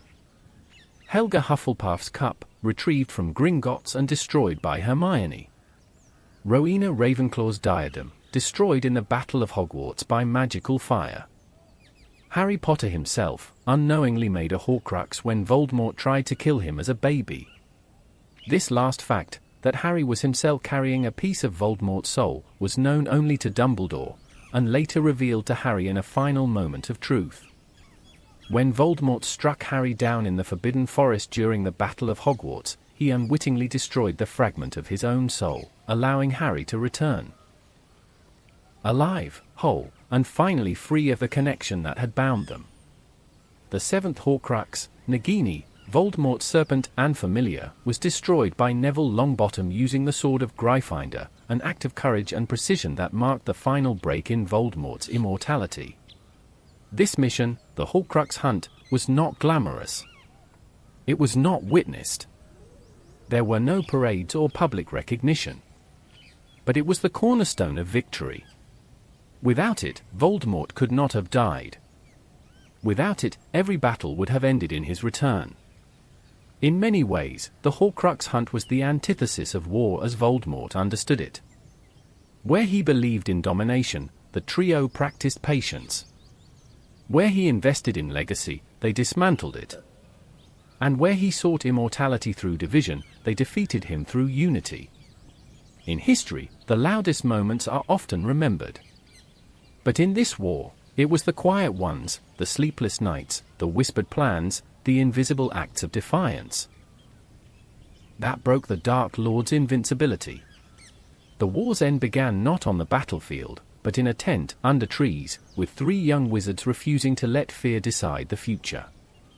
When war overtakes a nation, its schools often become battlegrounds of a different kind. Ideology, identity, and education intersect to shape the next generation, making them both a target and a tool of power. In the final year of the Second Wizarding War, Hogwarts School of Witchcraft and Wizardry, the cultural heart of magical Britain, was no longer just a place of learning. It became an occupied territory, a stronghold of fear, and paradoxically, the seedbed of rebellion. Following the fall of the Ministry in the summer of 1997, Lord Voldemort placed his most loyal servant, Severus Snape, as headmaster of Hogwarts. Officially, the appointment was framed as a ministry decision. In reality, it was the consolidation of Voldemort's grip on magical society. The school, once protected by Dumbledore's influence and the sacred traditions of learning, now served the regime. What happened inside its stone walls was as important to Voldemort's war effort as what happened on any battlefield. The change in leadership marked a brutal shift in both tone and function. Snape, though acting under secret orders as part of his allegiance to Dumbledore, publicly upheld Voldemort's agenda. His mere presence in the headmaster's office, once a sanctuary of wisdom, was a symbol of power reversed. But the real instruments of fear were Alecto and Amicus Carrow, 2 Death Eaters installed as deputy heads and instructors. Amicus Carrow taught what was now mockingly called Defense Against the Dark Arts, a course refocused on dark arts instruction. Rather than defending against curses, students were taught how to cast them, including the Cruciatus Curse. Refusal to participate was met with punishment, ridicule, or worse. Alecto, meanwhile, taught Muggle studies, not as a field of anthropology or magical integration, but as propaganda. She portrayed Muggles as inferior, dangerous, and deserving of subjugation. Education was no longer about knowledge, it was about indoctrination. Corporal punishment became normalized. Students were tortured for dissent. Public beatings, detentions that left physical scars, and mindless repetition of regime doctrine replaced the once curious energy of Hogwarts classrooms. House loyalties fractured. Slytherin, once simply a house with a particular cultural legacy, became a place of suspicion. Many of its students either supported the new regime or were forced into silent complicity. Others, from Gryffindor, Hufflepuff, and Ravenclaw, formed an unspoken alliance through shared defiance. In this environment, rebellion rekindled, not from the outside, but from within. The Dumbledore's army, once disbanded after Umbridge's departure, reformed under the leadership of Neville Longbottom, Ginny Weasley, and Luna Lovegood. The Room of Requirement once again became their base of operations, now repurposed into a full resistance headquarters, complete with enchanted protections, food supplies, and cots for those too endangered to return to their dormitories. Neville, once a quiet and unsure boy, emerged as a natural leader, brave, defiant, and deeply loyal to the values the school once stood for. The DA conducted sabotage missions, jinxing Carrow's lesson plans, disrupting dark arts lessons, and freeing fellow students from detentions. They passed messages, smuggled supplies, and in the most dangerous cases, protected the children of known Muggleborns or resistance fighters by hiding them inside the Room of Requirement. Their resistance was not just magical, it was moral. In a world where the truth had been buried under ideology and cruelty, the DA offered an alternative. They reminded their fellow students that Hogwarts was not Voldemort's. That learning, friendship, and bravery still mattered. That fear could be challenged, even if victory seemed distant. Snape's role during this time remains one of the most complex legacies of the war. Outwardly, he allowed the Carrows to operate unchecked. He never openly protected students from torture, nor did he attempt to prevent the implementation of the new curriculum. But in hindsight, it's evident that his actions were those of a double agent balancing a delicate line. He provided the DA with limited breathing room. He covertly warned some students of impending searches. He never gave Voldemort a reason to destroy the Room of Requirement outright. Whether these were calculated acts of protection or constrained half-measures remains debated, but his presence, for all its ambiguity, prevented total collapse. As the year progressed and Voldemort's dominance grew, Hogwarts became a mirror of magical Britain, broken, watched, and quietly burning beneath the surface. Yet within those walls, students were not merely surviving, they were preparing. They were organizing. They were becoming the next generation of fighters, shaped not by textbooks but by hardship and principle. When Harry, Ron, and Hermione returned to Hogwarts in search of the final Horcrux, they found not a school, but a battleground already waiting. The DA was ready. The students were ready. Hogwarts itself was ready. Its portraits, secret passages, enchanted armor, and long-standing enchantments would soon rise in defense not just of a place, but of a promise that knowledge, loyalty, and courage were stronger than control.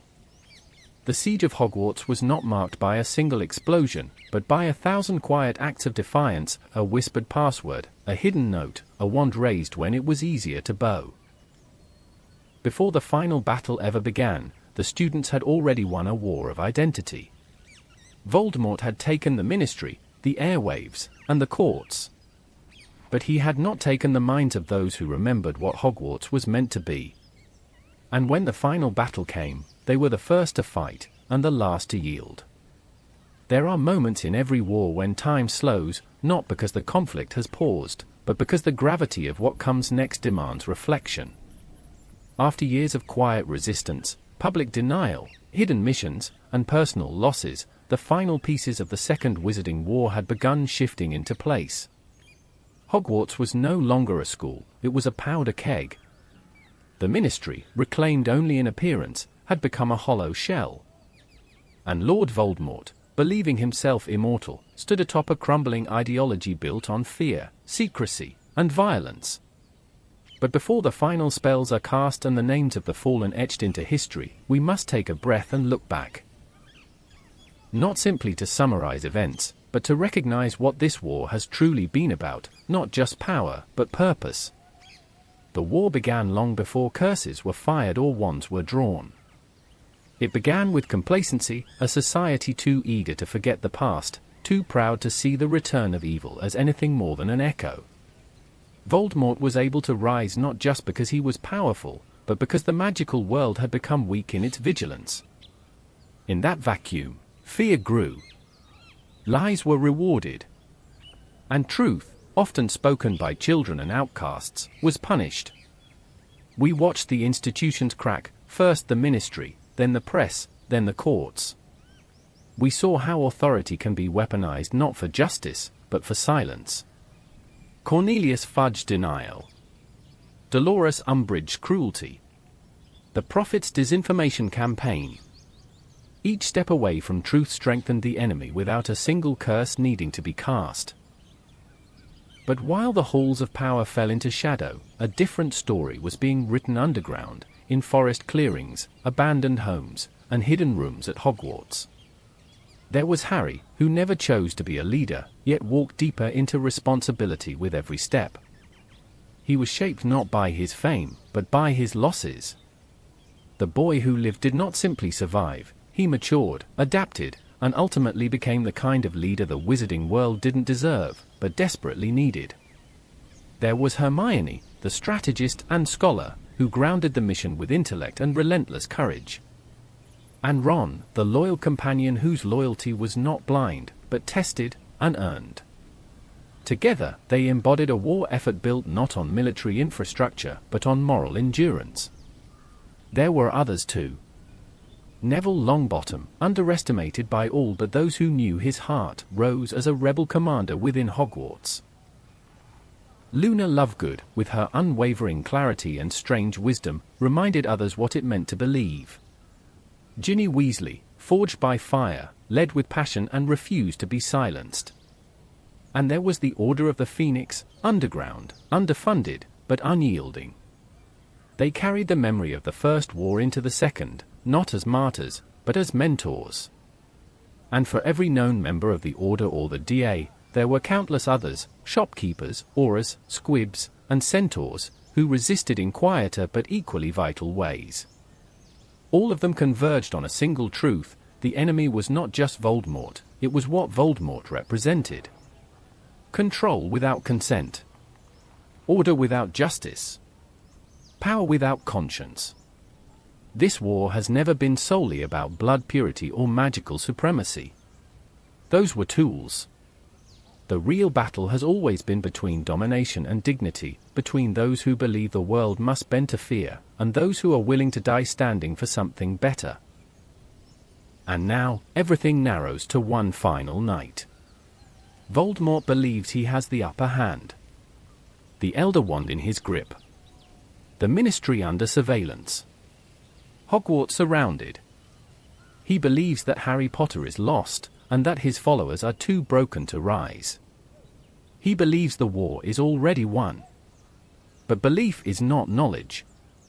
And Voldemort has never truly understood love, loyalty, or sacrifice. The very forces he dismissed are now the ones aligning against him. So, take a breath.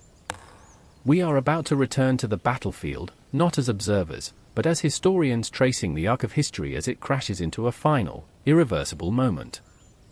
The Battle of Hogwarts is not just the end of a war. It is a reckoning.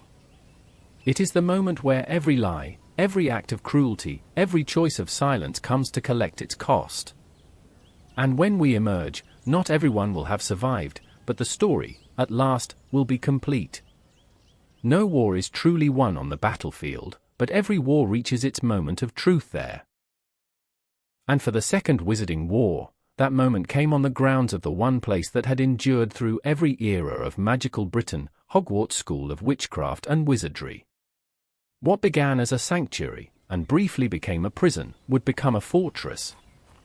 And the people who had once walked its halls as students, teachers, and ghosts would now defend it as soldiers, leaders, and legends.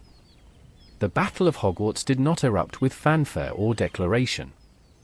It began with a whisper, news passed from Aberforth Dumbledore in the Hogshead to Harry, Ron, and Hermione through the hidden tunnel that connected Hogsmeade to the Room of Requirement. Word spread quickly: Harry Potter had returned to Hogwarts.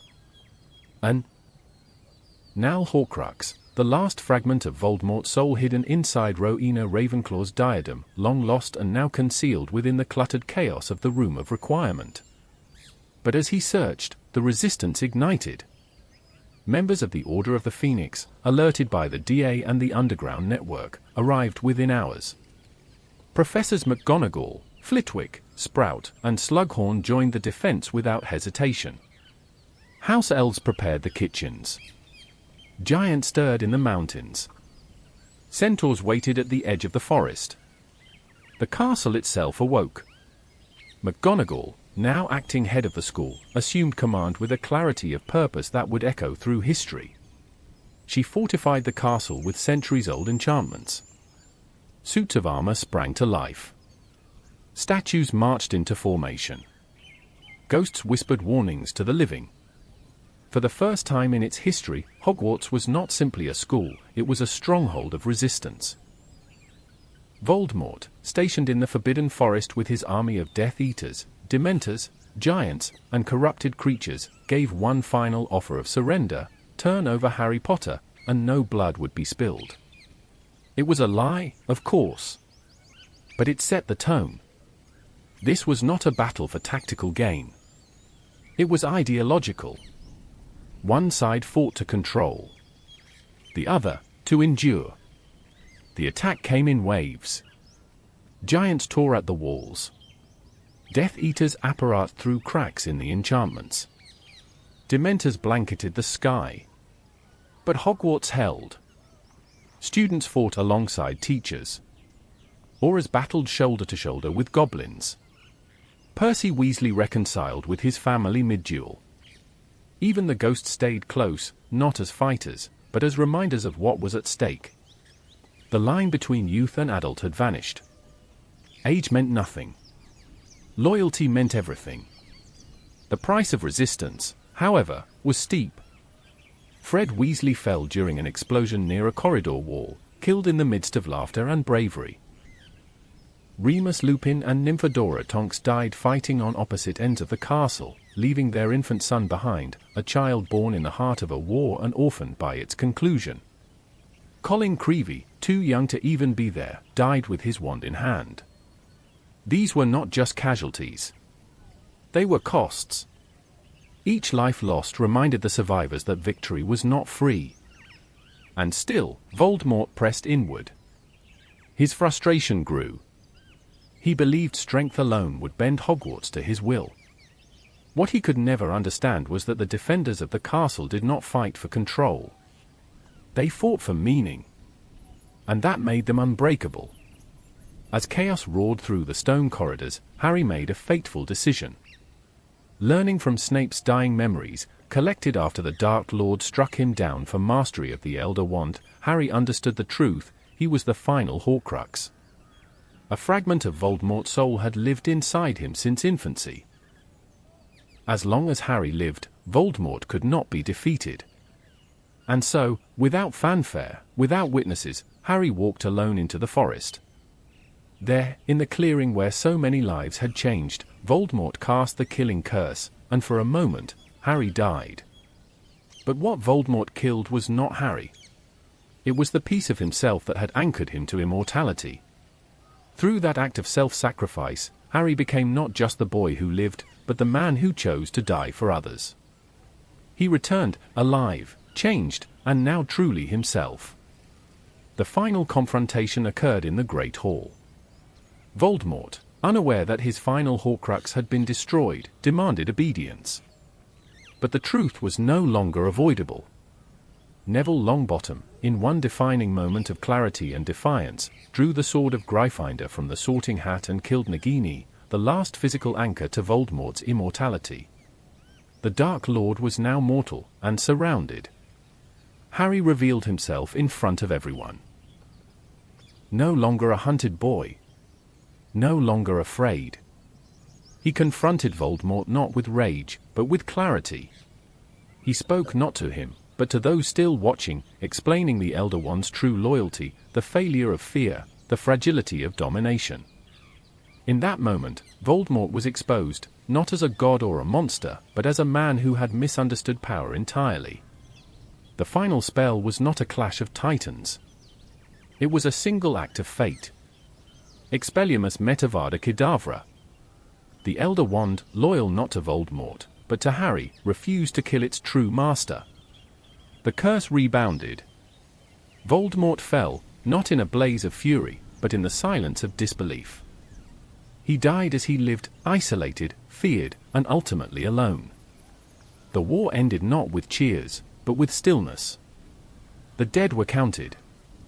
The wounded healed. The survivors looked to one another, unsure of what came next. But what remained was undeniable: the dark had passed. And the light had endured. When wars end, they rarely do so cleanly. There is no spell to undo loss, no charm to restore the innocence taken by conflict. The Second Wizarding War concluded with the fall of Lord Voldemort in the Great Hall of Hogwarts, but the work of rebuilding the world he shattered was only just beginning. The morning after the battle, the halls of Hogwarts echoed not with celebration, but with silence. Rubble lined the corridors. The wounded filled makeshift infirmaries. Survivors wandered the grounds in disbelief, searching for friends, family, and meaning. There was no parade, no great speech, only the quiet understanding that something had changed forever. The Ministry of Magic, long corrupted and compromised, faced an existential reckoning. In the absence of leadership and trust, a transitional government was quickly formed, composed of those who had fought against the regime from within. Kingsley Shacklebolt, one of the Order's most capable and level-headed members, was appointed interim minister for magic. His first acts were not punitive, but restorative, repealing oppressive laws, ending the persecution of Muggle-borns, and launching a complete overhaul of magical law enforcement. the Department of Magical Law Enforcement was restructured with transparency and integrity in mind. Trials were held, publicly this time, and those who had committed crimes during Voldemort's rule were prosecuted. Some Death Eaters claimed they had acted under the Imperious Curse, but the court, now under reform, drew clearer lines between coercion and complicity. There was justice, but not vengeance. The wizarding world could not afford to repeat the cycles of the past. At Hogwarts, the rebuilding began immediately, not just of the structure, but of its spirit. Professor McGonagall assumed the role of headmistress, tasked with restoring the school as both a place of learning and a symbol of unity. Memorials were constructed on the grounds, listing the names of every witch, wizard, and creature who had fallen during the war. For many students, returning to class would mean walking past the place where a friend had died. But in doing so, they would remember why they had survived. Some students returned. Others did not. The war had interrupted their youth, and the trauma lingered. Harry, Ron, and Hermione did not resume their studies immediately. Their education had taken a different form, one not measured in exams, but in decisions no child should have had to make. Yet even outside the walls of Hogwarts, they continued to shape the world. Harry Potter, despite his fame, refused high office. He chose to enter the Aura department, not as a symbol, but as a reformer, working with Kingsley to rebuild it from the ground up. His experience made him a capable, if unorthodox, investigator, his reputation a shield for those who could not speak for themselves. Hermione Granger returned to Hogwarts briefly to complete her education before launching one of the most far-reaching efforts of the post-war period, the revision of magical law and the protection of non-human rights. Her work would ultimately reshape policies on house elves, centaurs, and goblins, groups long marginalized under the same system that had allowed Voldemort to rise. Ron Weasley, grounded and loyal as ever, also joined the Aura department but later chose to help rebuild Weasley's Wizard Wheezes, turning it into both a business and a sanctuary, a place where war survivors, especially children, could laugh again. Other veterans took different paths. Neville Longbottom became a revered herbology professor at Hogwarts and a hero in his own right. His transformation from timid student to fearless leader became a reminder to all that courage often emerges under pressure, not in its absence. But not everyone returned to peace. The families of the dead were left with silence and shadows. The Weasleys mourned Fred. Andromeda Tonks raised her grandson, Teddy, in the absence of his parents.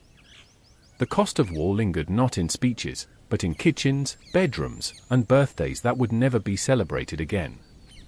Still, something had shifted. The wizarding world, scarred as it was, had learned to see more clearly. It no longer ignored the slow creep of authoritarianism. It began to talk, truly talk, about blood prejudice, institutional corruption, and the need for magical education that prepared students not just for exams, but for life. And there was one more lesson, a quiet one, often overlooked, that ordinary people had changed the world. Not with titles or ancient bloodlines, but with choice. Students who had chosen to stay and fight. Teachers who had resisted from within. Shopkeepers who had passed messages. Goblins who had chosen alliance over isolation. House elves who had raised their voices for the first time. Even the smallest acts of defiance had chipped away at Voldemort's empire. In the end, the Second Wizarding War was not won by a spell or a sword, but by the enduring belief that darkness, no matter how strong, cannot extinguish the light when people are brave enough to protect it. That is the legacy of the war, and not just who lived, or who died, but what they stood for.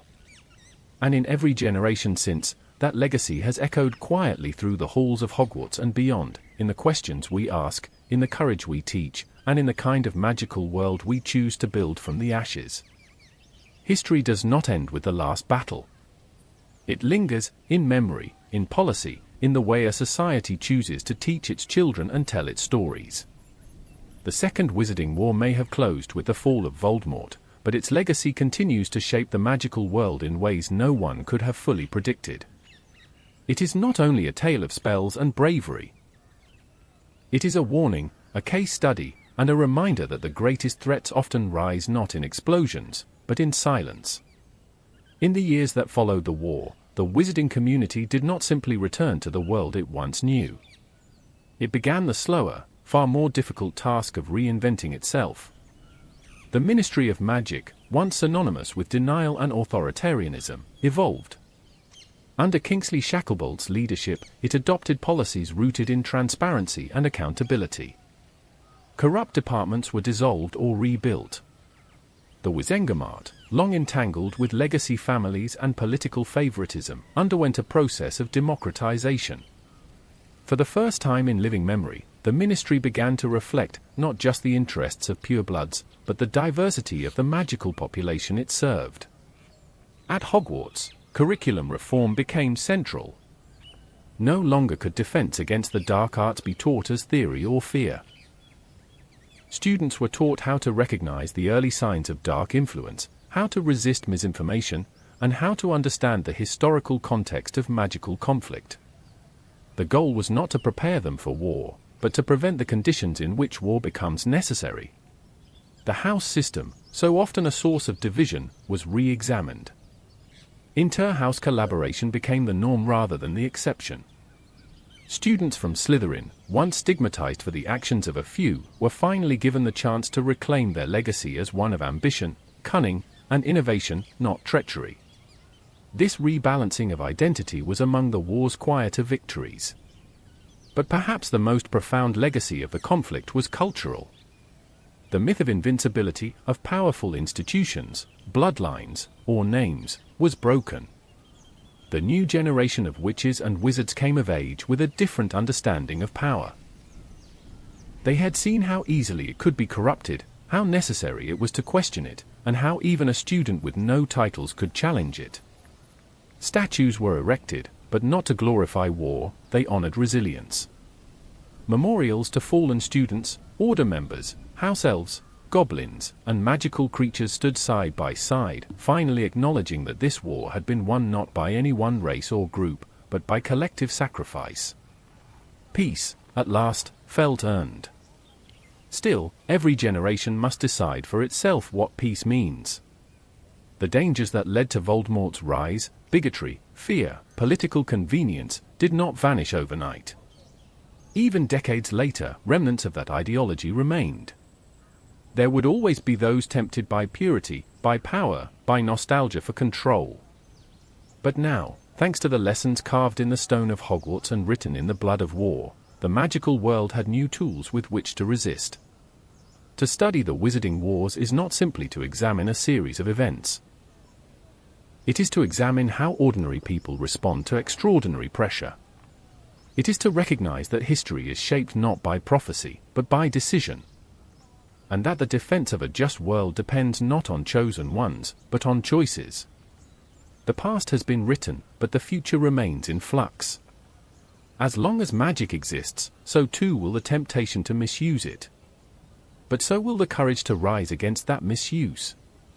And that is the most enduring magic of all, the kind that lives in people, not wands. Let the wars remind us not only of what was lost, but of what must be protected. Every day, in every classroom, courtroom, and corridor. Because peace is not the absence of fear, it is the refusal to let fear rule.